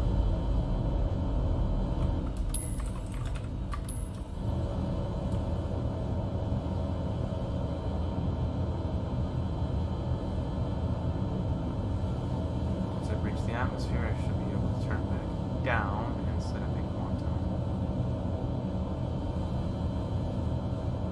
jump. So it is 100,000 kilometers to reach the atmosphere of Hurston planet.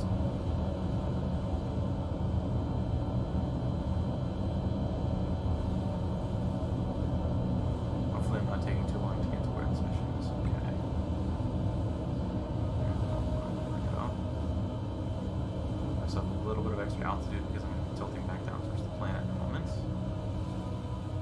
Maximum speed, turn down maximum speed, get out of the way, red out a little bit. Please don't fully red out. Alright, I think I'm good. Okay. So if I do this.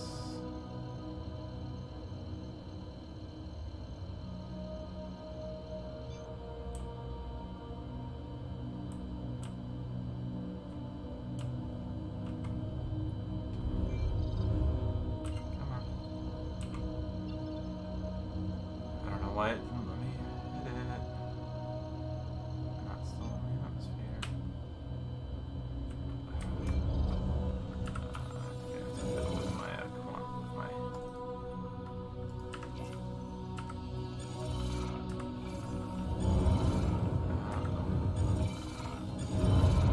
I might be getting another disconnect here in a moment.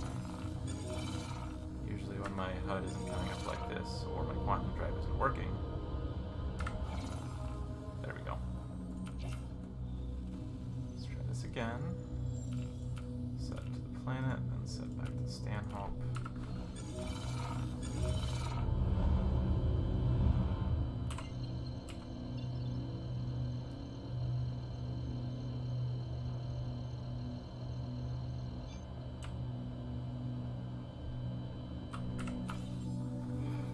I don't want to do this stuff.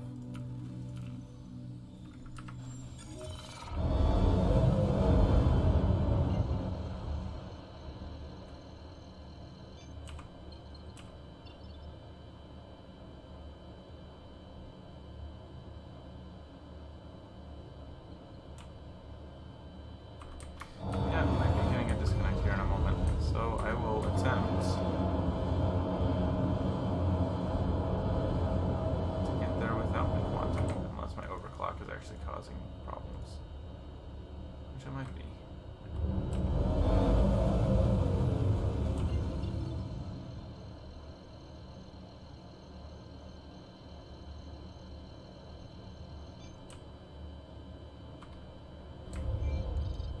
Well, as with many things, Offline.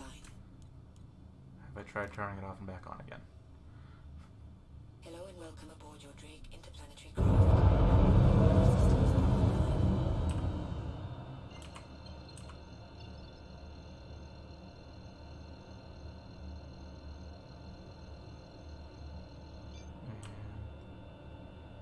Yep, it's not working. I don't know why. Let's see if I can make it over there in a reasonable time. Just general space flight. Shield system online.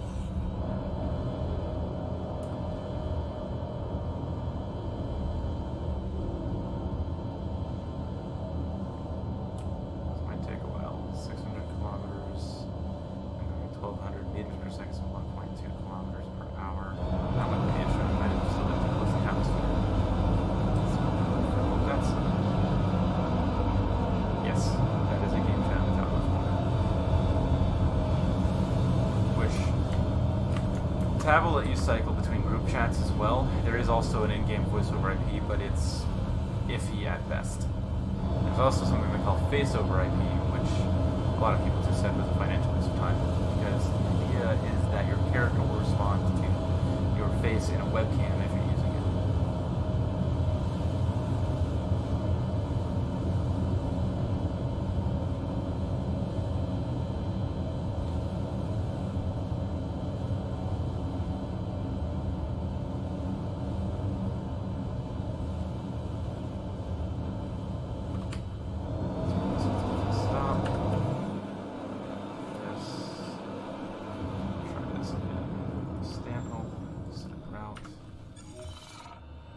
Full stop.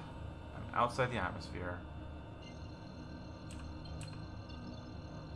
Let's see if you let this happen now.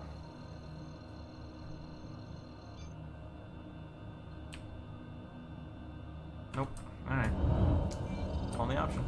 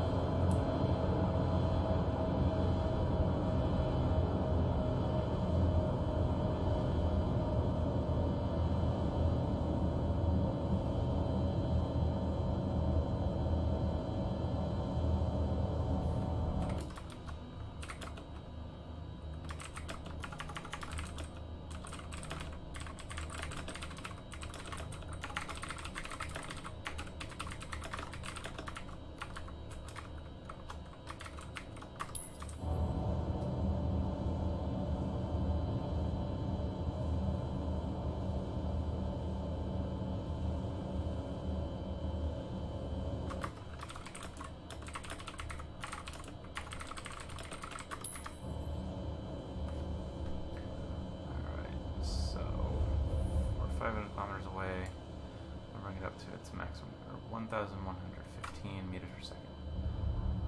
I don't want to be in atmosphere yet.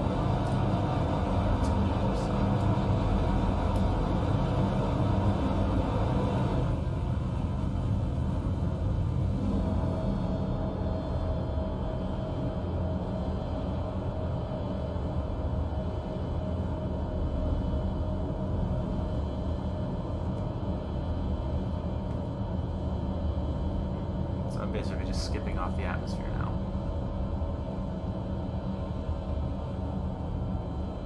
I'm surprised I haven't overheated my engines doing this yet.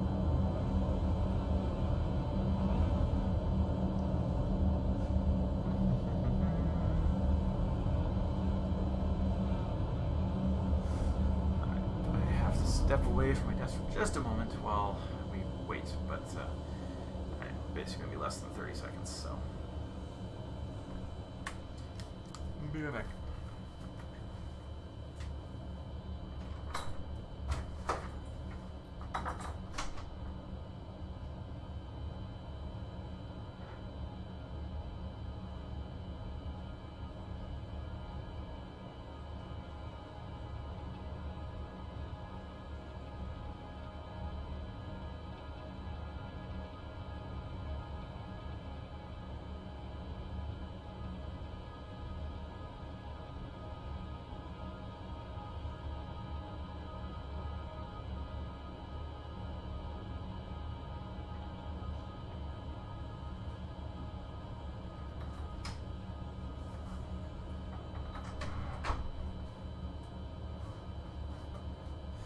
Alright, sorry about that. Put the headphones back on here.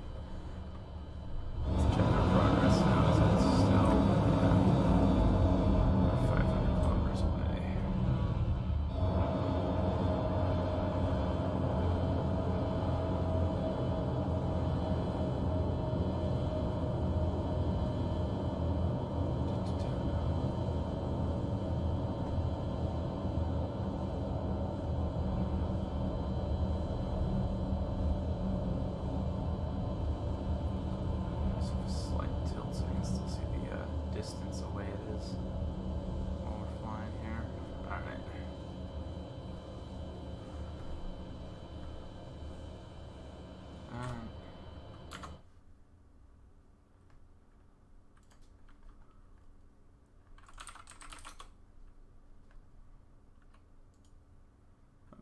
asked me a question here.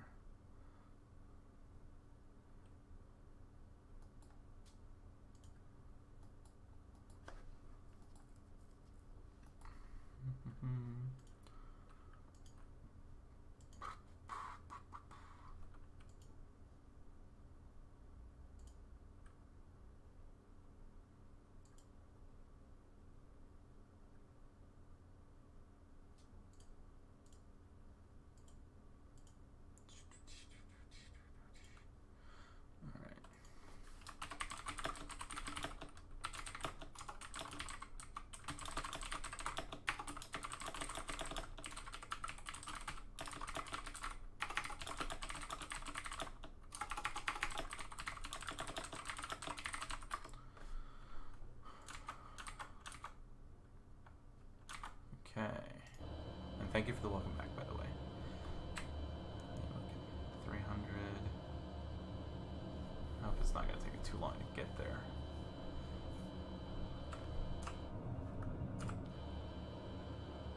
Still don't know why the quantum travel's not working.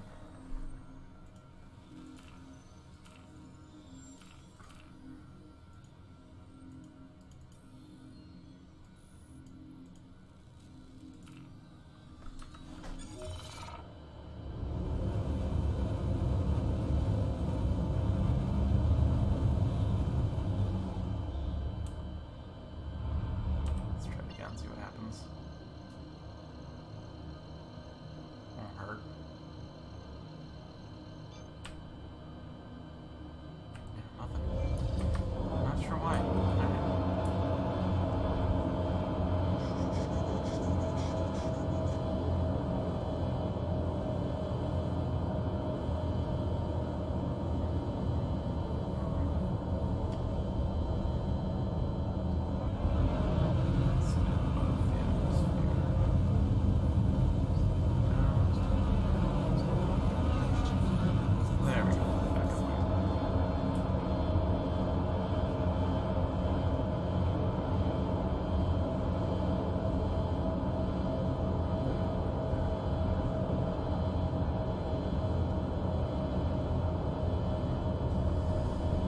So, this is because the quantum travel is not working. This is a pretty good example of the scale of this game.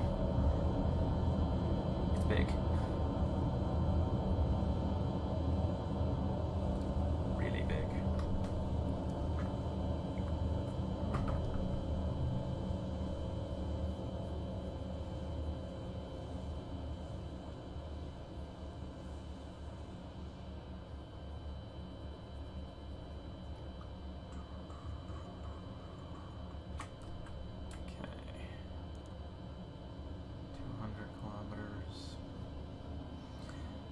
I think about 100 kilometers will put us right over it.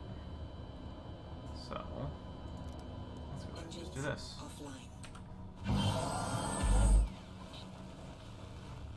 We're gonna go ahead and maintain our momentum.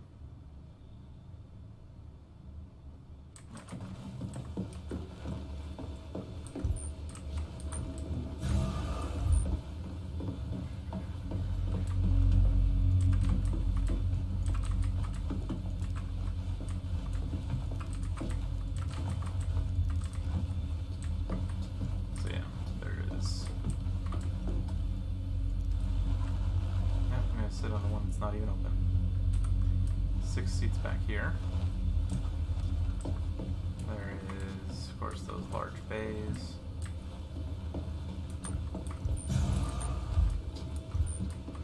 Two beds and access to the turret.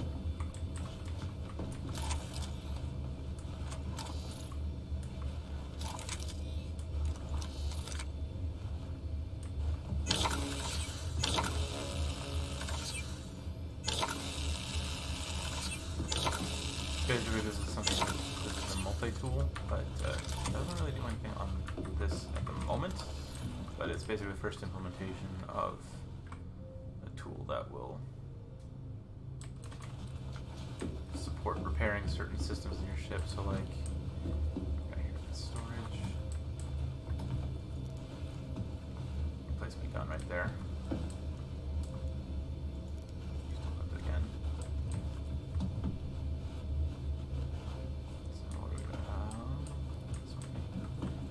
you usually see like they're not labeled in the ship at the moment. You'll see like systems labeled, and you'll be able to use the multi-tool to repair those in the future. They're more clearly labeled in some of the newer and particularly larger ships.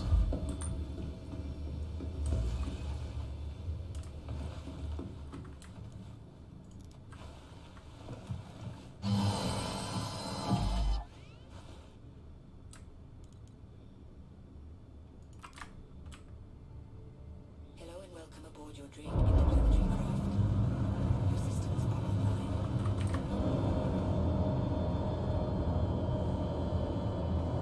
Says my shields are critical because they haven't charged up again since I've booted the ship back up again. So your ship's shields start out at nothing when you boot the ship up.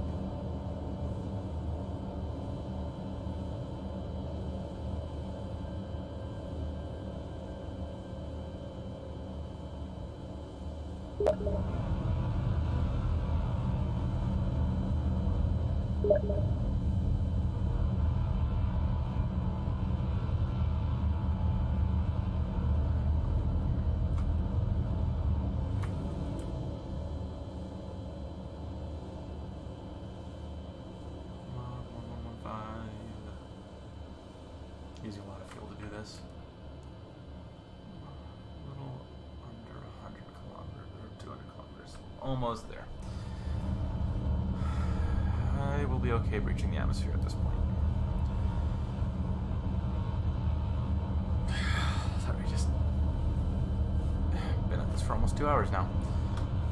It stretches.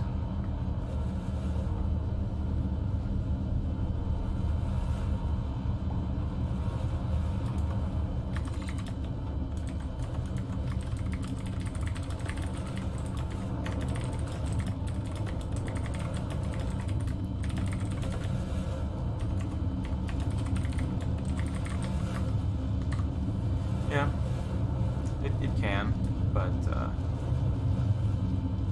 yeah, there's definitely some things in this game that take a little longer than other games, etc.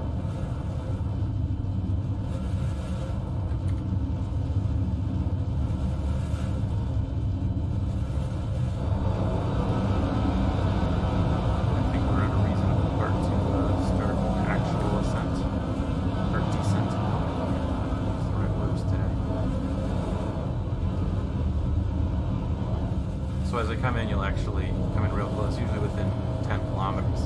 We'll actually see turrets.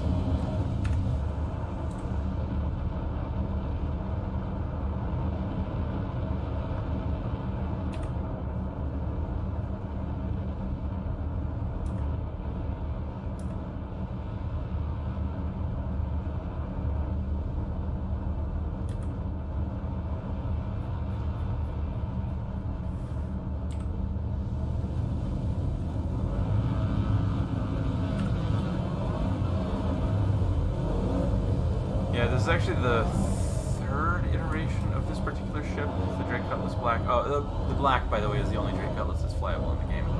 That's the other difference between the red and black. At the moment.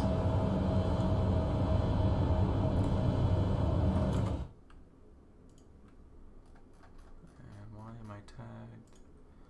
That's why.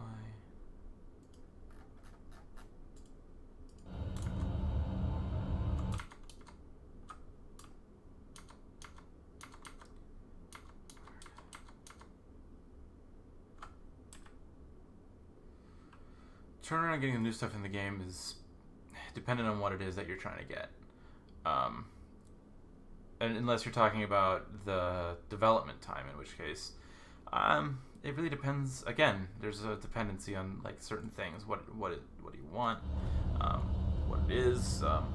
Then there's also, they prioritize things for essentially what the original idea of what Star System is going to be, and that is essentially what Squadron 42 is now, which is going to be a single-player campaign game. And so a ship that they've thrown a concept sail up might not end up in the game for some time if it's not going to end up in Squadron 42, because they want to finish up everything that's going to be in that first. So, you know, just kind of read carefully if you see those particular things. in terms of if you're gonna like purchase something from inside the game and earning things, it takes a bit of time, and you eventually will want to, you know, just earn money, etc. So basically, just read. They do actually provide a lot of details because, effectively, though it is still a private company, technically individuals have funded this game. So, unlike the typical production process of most development companies, where they have to go to a producer and say, "This is what we're doing. Here's how it's going to happen. Here's the release date, and here's what you guys can try and push on your release date." There really isn't one of any of that. There's no specific producer for this game because essentially the people have already paid for the game.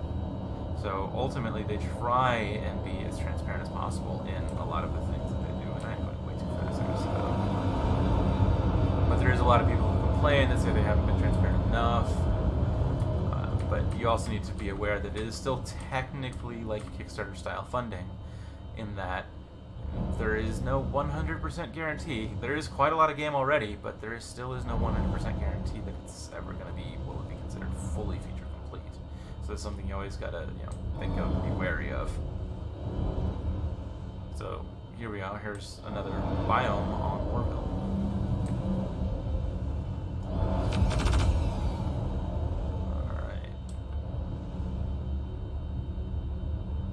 Anytime, man. I try and stream when I have time, but here's her. Got one turret. I believe there's another one on. Getting hit.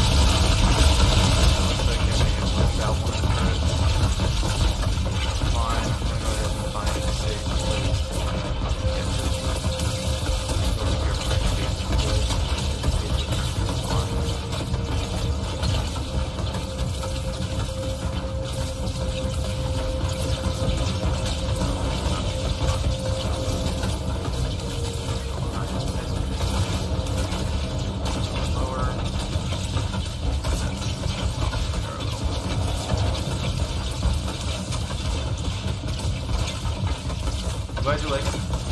Whole thing kind of being informative as I can. So now we're gonna see some first person combat.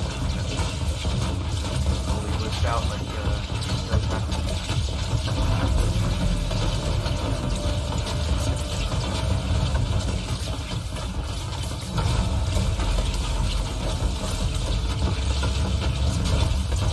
And one of the goals in design for this was to make it feel like you're never out of your character. A lot of games will just, you know, teleport you into the driver's seat, or a number of other things that are similar to that, I guess it was glitched out. Hopefully it doesn't shoot at my ship.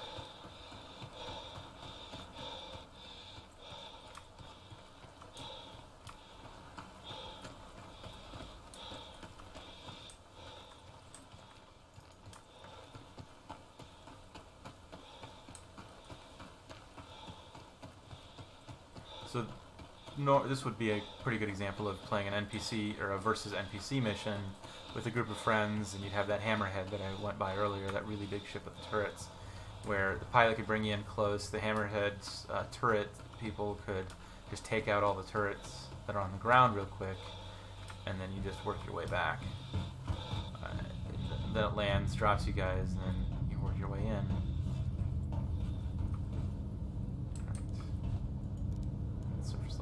Level I need to go to B1. A little hard to see that.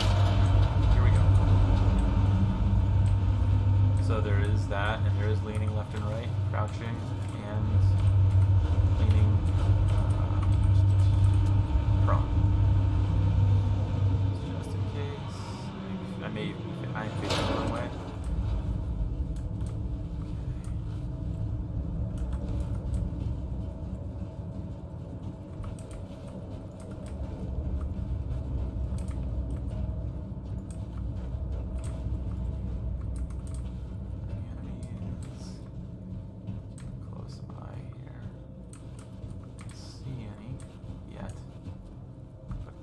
aren't any. The NPCs, the NPC AI still needs plenty of work too. But for instance, they're attracted to sound. I can just take a couple of shots and they just start coming right at me slowly too.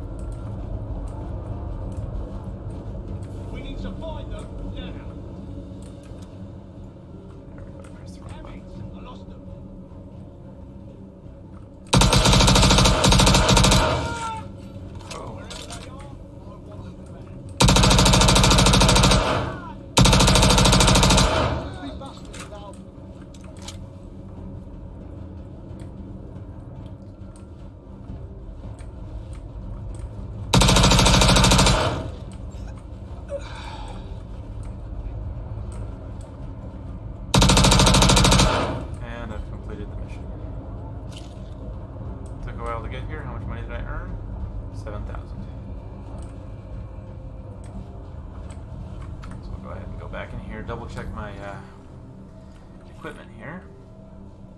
Weapons. I'll just tap that back in with a fresh equip, save changes. And now I should have full reload available again. Let me do it again real quick. And that's basically one of the FPS missions. Again, NPCs need work.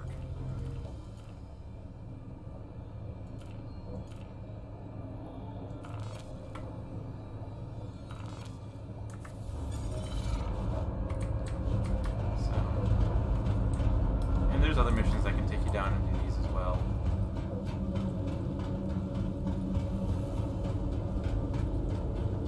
Like to collect certain materials and hack panels and stuff like that. None of these are in the game yet, but there is plenty of things that indicate that that is definitely what the plan is. There's like panels and stuff that will likely be hacked in the future. Surface level.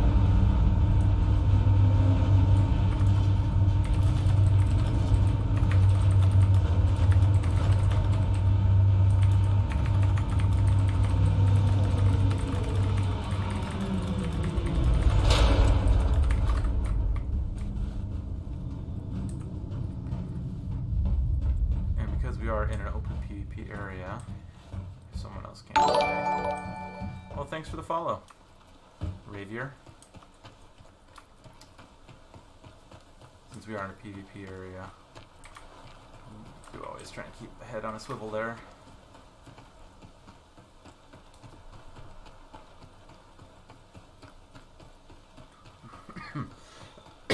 Excuse me. Let's go ahead and get myself back to my Drake Cutlass. And we'll see how much it will cost to repair my Cutlass once I get back to Lorville.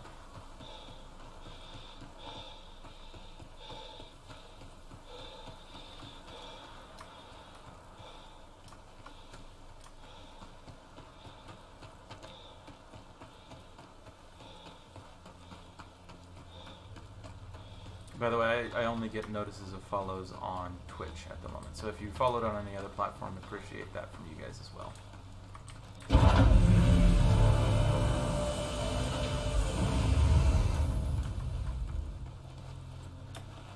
Uh-oh, I may have created a problem for myself here. Oh, no, never mind, I can make it up, I can make it up. Close. Alright, stole my weapon.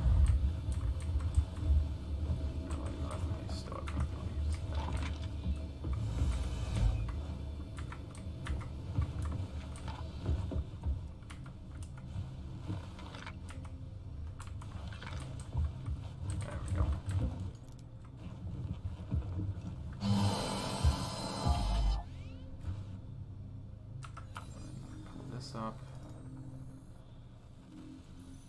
Head back to Lorville here.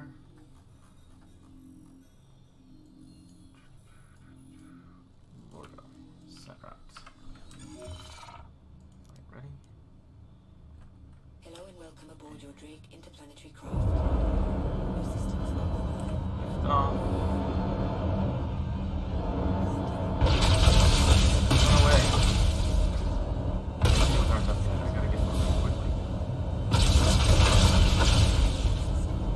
Getting damaged without shields right now.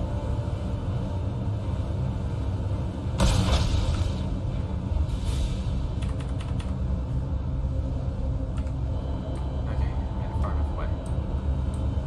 Let's go ahead and breach the atmosphere again and see if I can't maybe get my quantum. Or this time round on my way back to Floraville.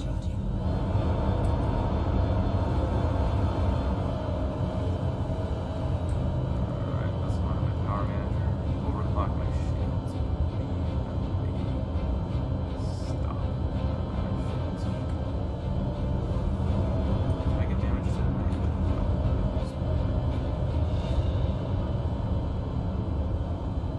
Shield system online. Yep, my shields are overclocked. And go ahead and turn off the overclock to my shields. So let's go ahead and reach the atmosphere again on my way to Floraville so I can be like onto that point. Hopefully.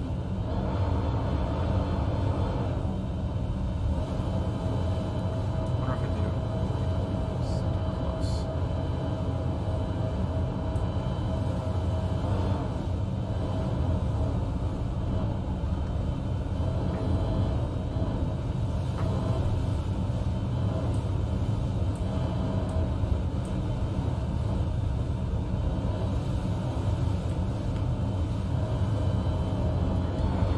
Right there. Hopefully it costs me less than the 7 grand in return.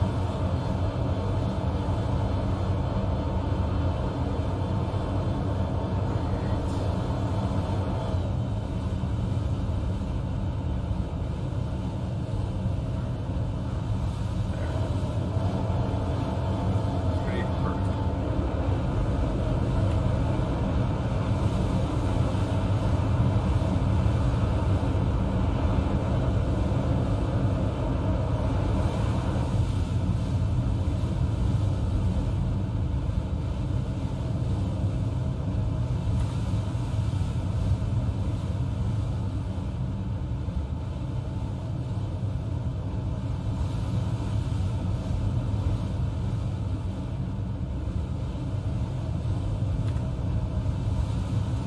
Here I am, leaving contrails. You know, so that I can mind control people like that person.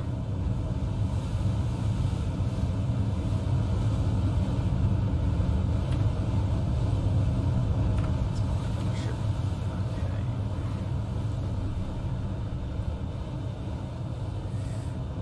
Okay. I luckily didn't take any damage to myself, my ship did.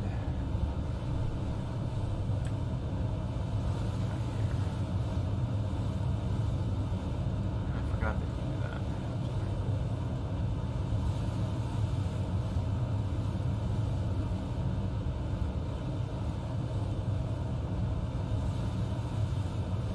No, wrong thing. Oh, I went power. And this one. So that's still.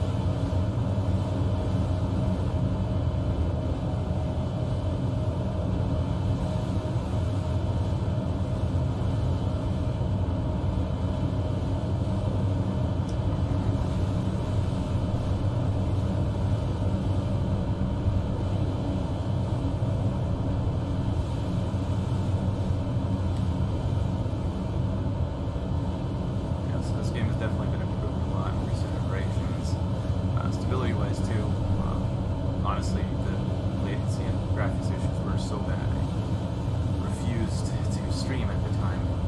Pretty good. Just finished up a PvE or NPC combat mission for 7,000 units. Credits, I guess, not units, United Earth credits. And now I'm going back to Lorville to repair my ship because I got hit by a turret.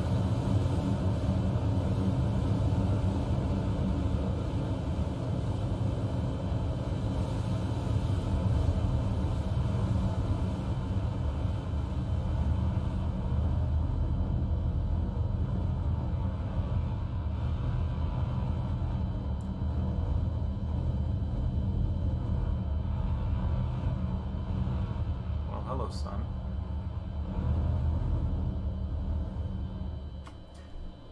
I will show you. So, at the moment, currently available in the Stanton system, because that's the name of the sun, is planet Hurston. Hurston has the moon Ariel, Aberdeen, Ita, and Magda. All of those can be landed on. You cannot jump to Stanton. These, by the way, are mining locations. These are asteroid clusters where you can go mine using a ship that can do that. Then there is also effectively, you would call them space truck stops, really, are also there. Then there's also the items at Crusader. Crusader is a planet, is a gas giant, can't land on it.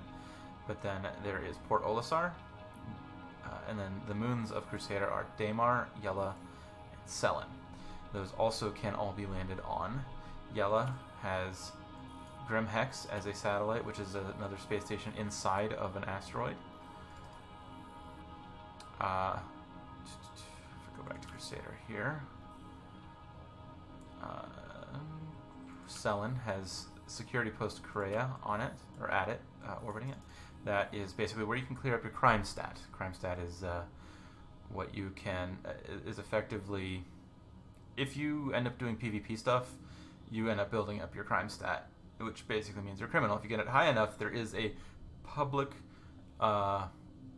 mission that ends up available for everyone playing in the server that says they can hunt you down if you feel your crime stat up all the way.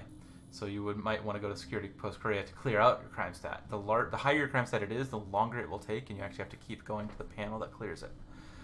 The next planned actual planet is ArcCorp. I talked about it earlier. That's the one that's going to be sort of like a Coruscant, you know, a whole city planet. It's not available yet. Planned for 3.5, but it was planned for 3.4, and it didn't come out in 3.4. Hurston did. So we'll see what happens then. There's also a number of planetary biome tech showing up at that time. On each planet, or at least landable planetary body, I guess is the best accurate way of stating it, there is different stations, locations, hidden waypoints, etc., in which you can go to. Sometimes you end up in combat, sometimes there's trading things, sometimes there's stuff that you can only get from those particular locations as well. For example, Grim Hex has the armor suit that I use right now. It's the only place I'm aware of that you can get that armor suit. You saw earlier at Hurston Dynamics headquarters, that's probably the only place you can get those specific weapons for your ship. And then Dalamar has a mining colony on it called Levski.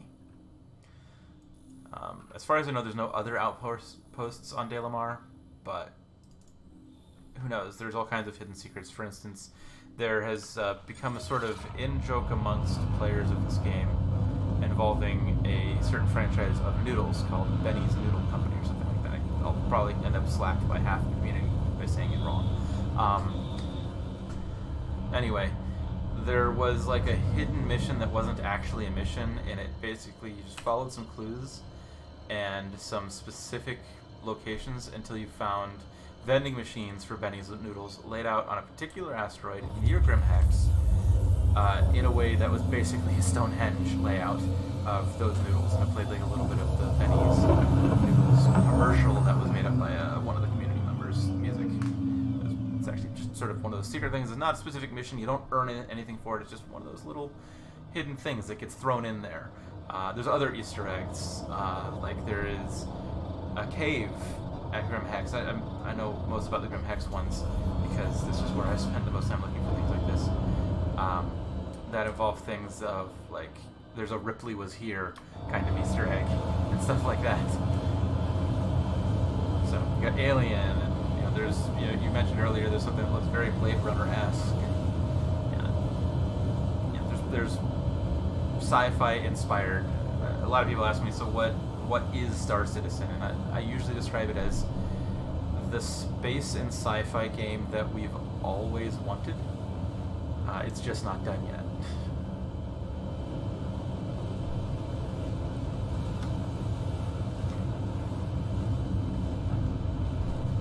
So yeah, there's lots of little Easter eggs like that throughout the game. I probably shouldn't be busting through the atmosphere at more than 1,000 meters per second. That's fine.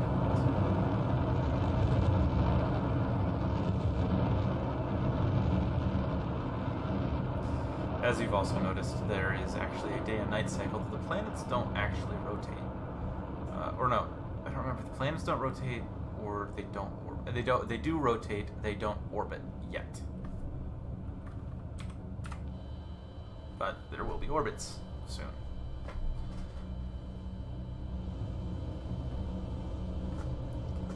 So back down into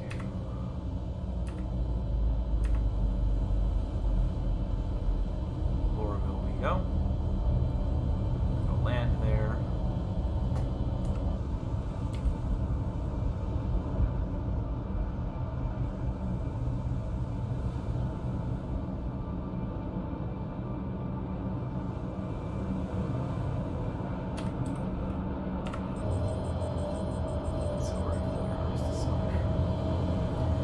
I'll do one more combat mission, and then I will likely get off after that point. So it's probably going to bring us up to about probably another 45 minutes, maybe an hour at most, maybe as low as 30 minutes. We'll see. After we go in here, repair my ship, heading towards the landing zone.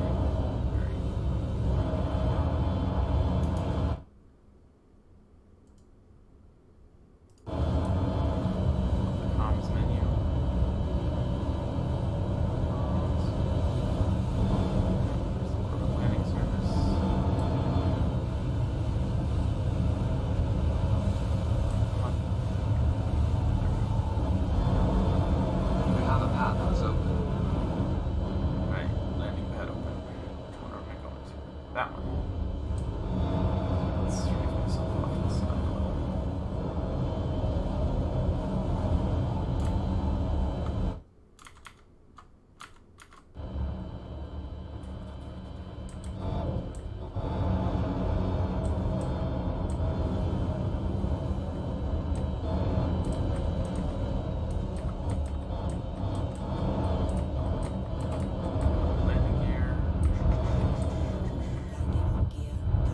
The other interesting thing about like the automated landing thing. If I come back to morning, bring myself to a full stop. I am not in the orientation to land. The auto land will actually fix that for me. If you're in an area that supports it, like I said earlier, you may not be in an area that supports that. Landing complete. Just power off. Offline. You can also lock your ship, which can be picked technically using the multi-tool, but it usually takes some time to do. Basically, it prevents people from hijacking your ship easily anyway. Oh yeah, I almost forgot. You actually have to be in your ship seat to get repairs.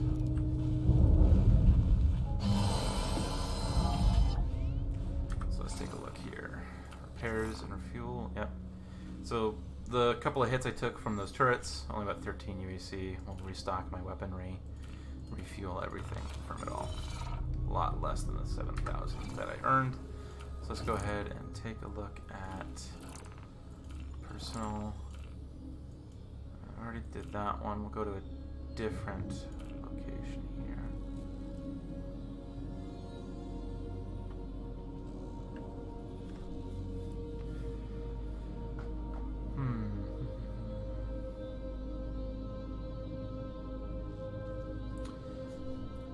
Or should I do space combat?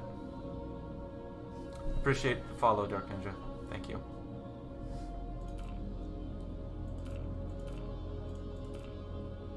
I mean, you've already seen the foot combat. I think we'll do space combat. We'll do this one. I don't know how far away that is, but...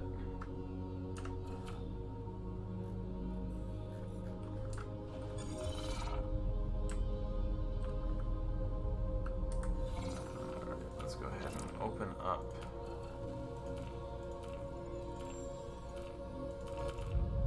You are cleared for liftoff.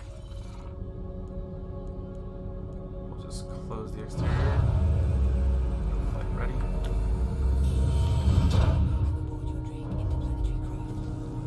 Your Where do I systems gotta are go? online. Looks like the other side of the planet. Whoops. Please visit us again. That was neat. Remember, if you're contemplating a career change, you should contact one of Hurston's resource managers for information about exciting career opportunities. Okay, so I need to go to this ECN distress signal. Set route. Distress beacon. Set route. We'll do this here. Aberdeen. Set route. Then set route to that. There we go. This way, reach the atmosphere. I don't know why I don't always get the follow notifications. I only get notifications. Well, actually, I run on multiple Twitch channels, so you probably followed on one of two that I don't get. One of the ones I don't get notifications for. Still appreciate the follow though.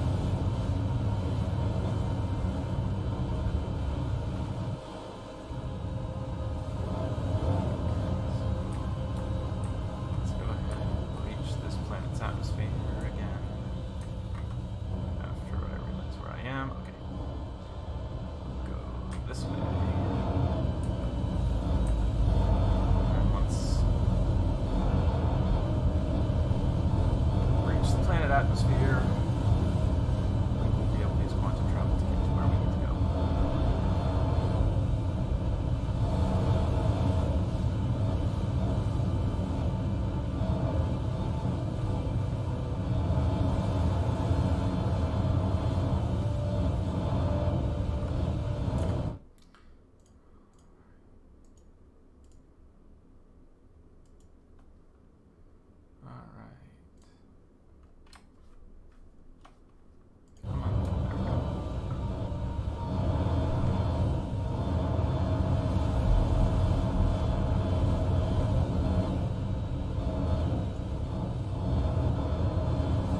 Space combat AI is a bit better than the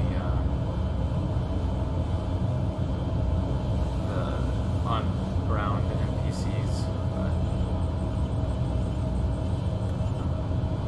I'll show you that.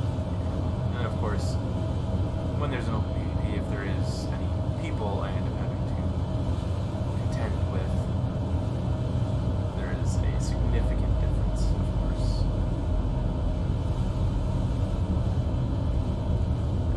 Humans don't think like calculating robots.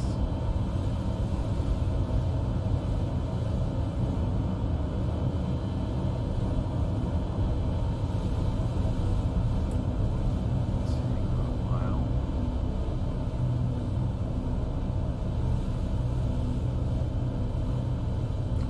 I wonder. Check the loadout. Odyssey is the quantum drive. Some coolers.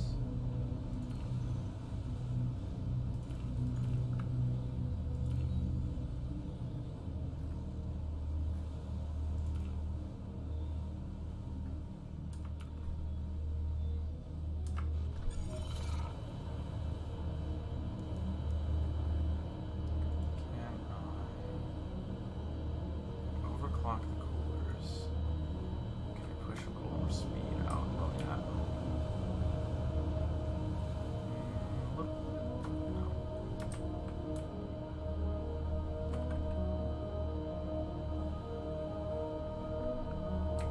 Daybreak is all the rest is basically all weaponry.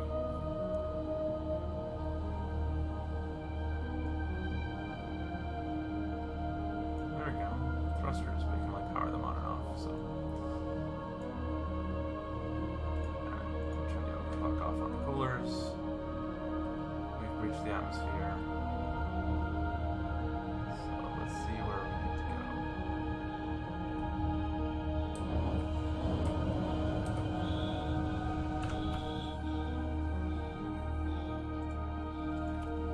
So I'm going to Aberdeen first. There we go.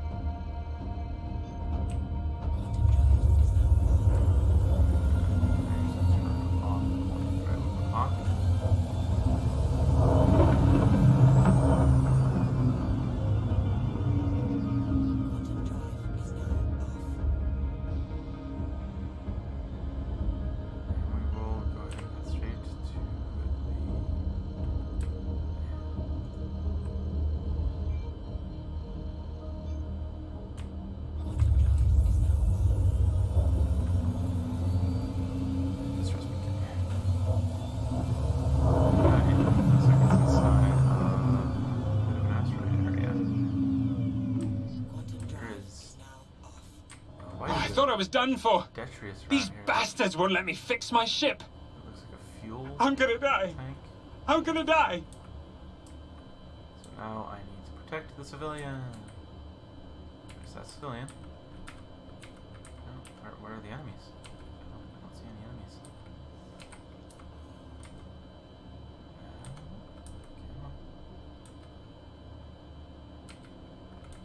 Come on. I've got something on my scans.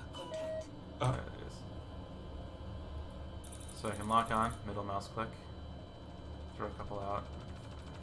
There we go. Little hit. Nope, missed. Okay. Hello? It looks like we got company.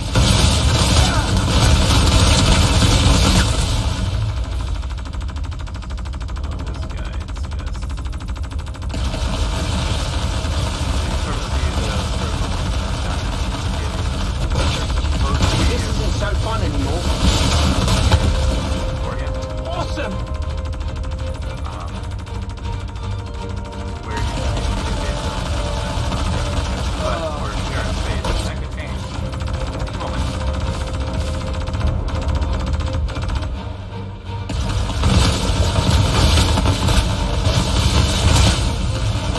You can also do things like match the speed of your target just by tapping it.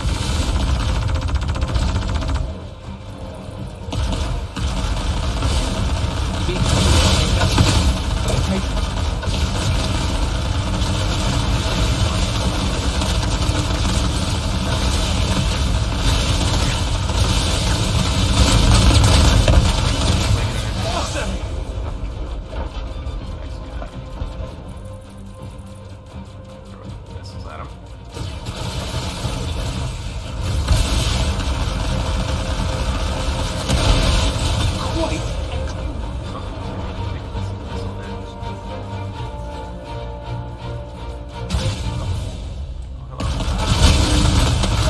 Oh, that was close. Alright, that's enemy constellation. So I'll be able to show you one of the really cool features here of the game. Done! Get that. Okay, in front, I'm going to go ahead and bring all of my shields at my front.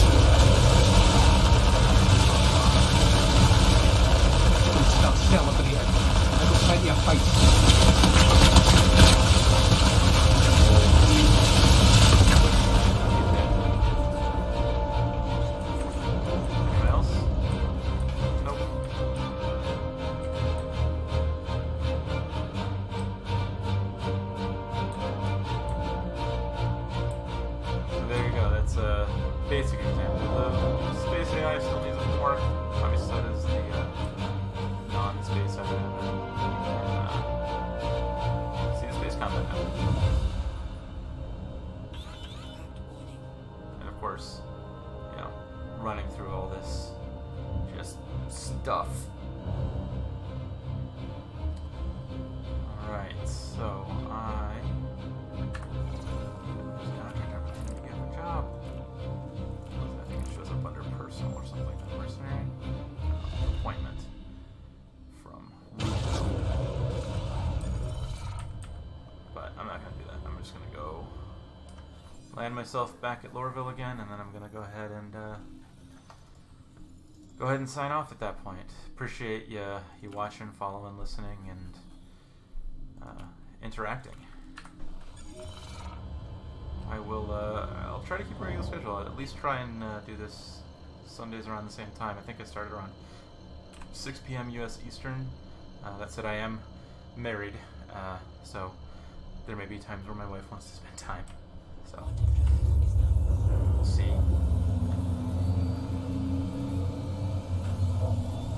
But I will attempt to at least do Sundays around 6 o'clock as they come up. I do stream some other games when I'm just kind of bored too. I like a lot of tactical shooters and things like that. Lately it's been Insurgency Sandstorm, if that's something that you're interested in. That is eventually going to be released for consoles as well. What else? I also play a lot of Rocket League. I haven't streamed Rocket League, mainly because for some reason, when I try and stream Rocket League, I get some severe hitching and latency and frame drops. I haven't been able to figure out why. I've done all kinds of things to reduce why that might be happening. But it's happening.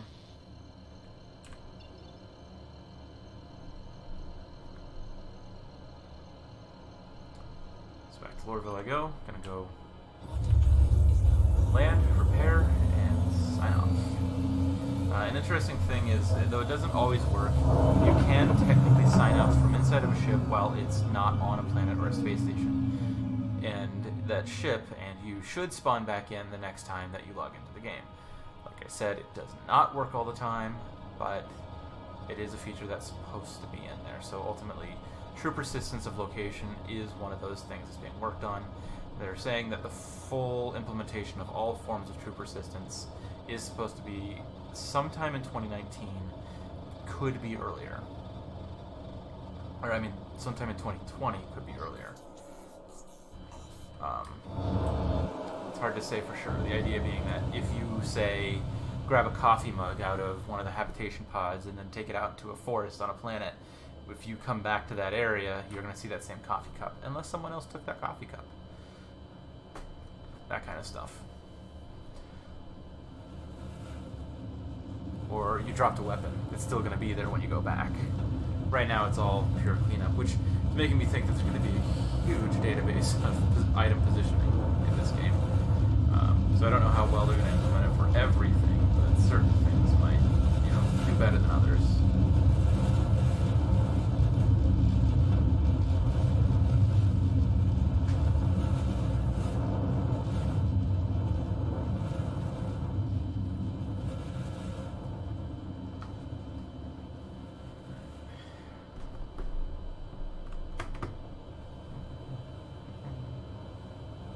And I do stream this on more than just Mixer. I stream on Mixer, YouTube, Twitch, on a few different accounts. Actually, on 2 different accounts. One's Titansgrave, one's FlyingMongoose. And they should all interact with each other with the restream bot as long as everyone can restream chat. But sometimes it doesn't always connect together for all of it. You can check out tunedchaos.tech to see a lot of the different links for that. I also lately have been playing Liberty Quick Champions. I haven't played it that much other than doing my dailies, but it can be fun from time to time. Don't have that many, don't play that one,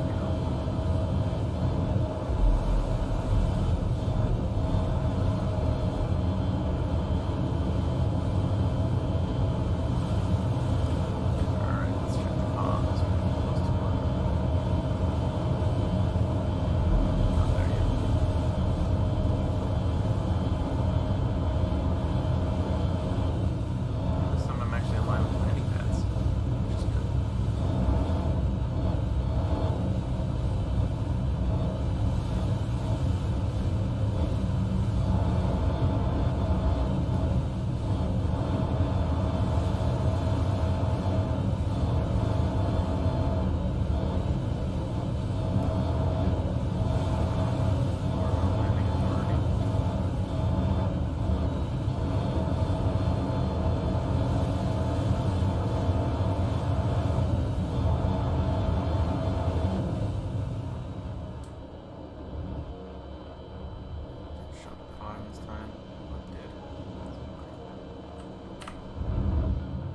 Proceed to landing assignment. Landing gear down. Alright.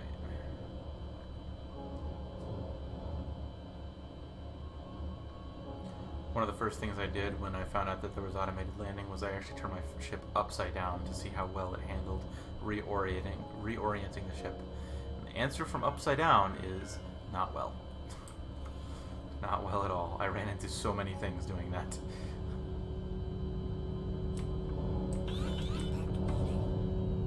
Impact warning. Activated landing.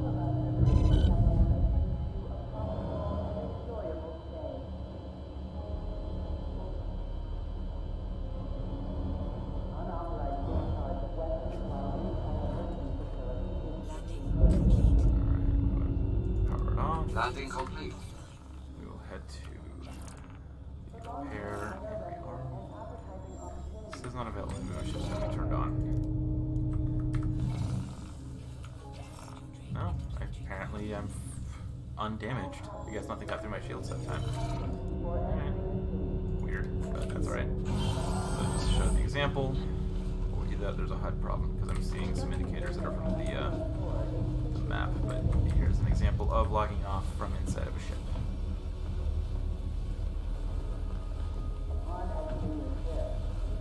So you lay down in a bed, if the ship has a bed. Some ships do not. And you choose log out. Done. It's going to log me out of the server. The ship should be there the next time I wake up. Either I will spawn in my ship or on Hurston at Lorville. So again, appreciate watching. That will be the end of the stream. And thank you to those who opted to follow.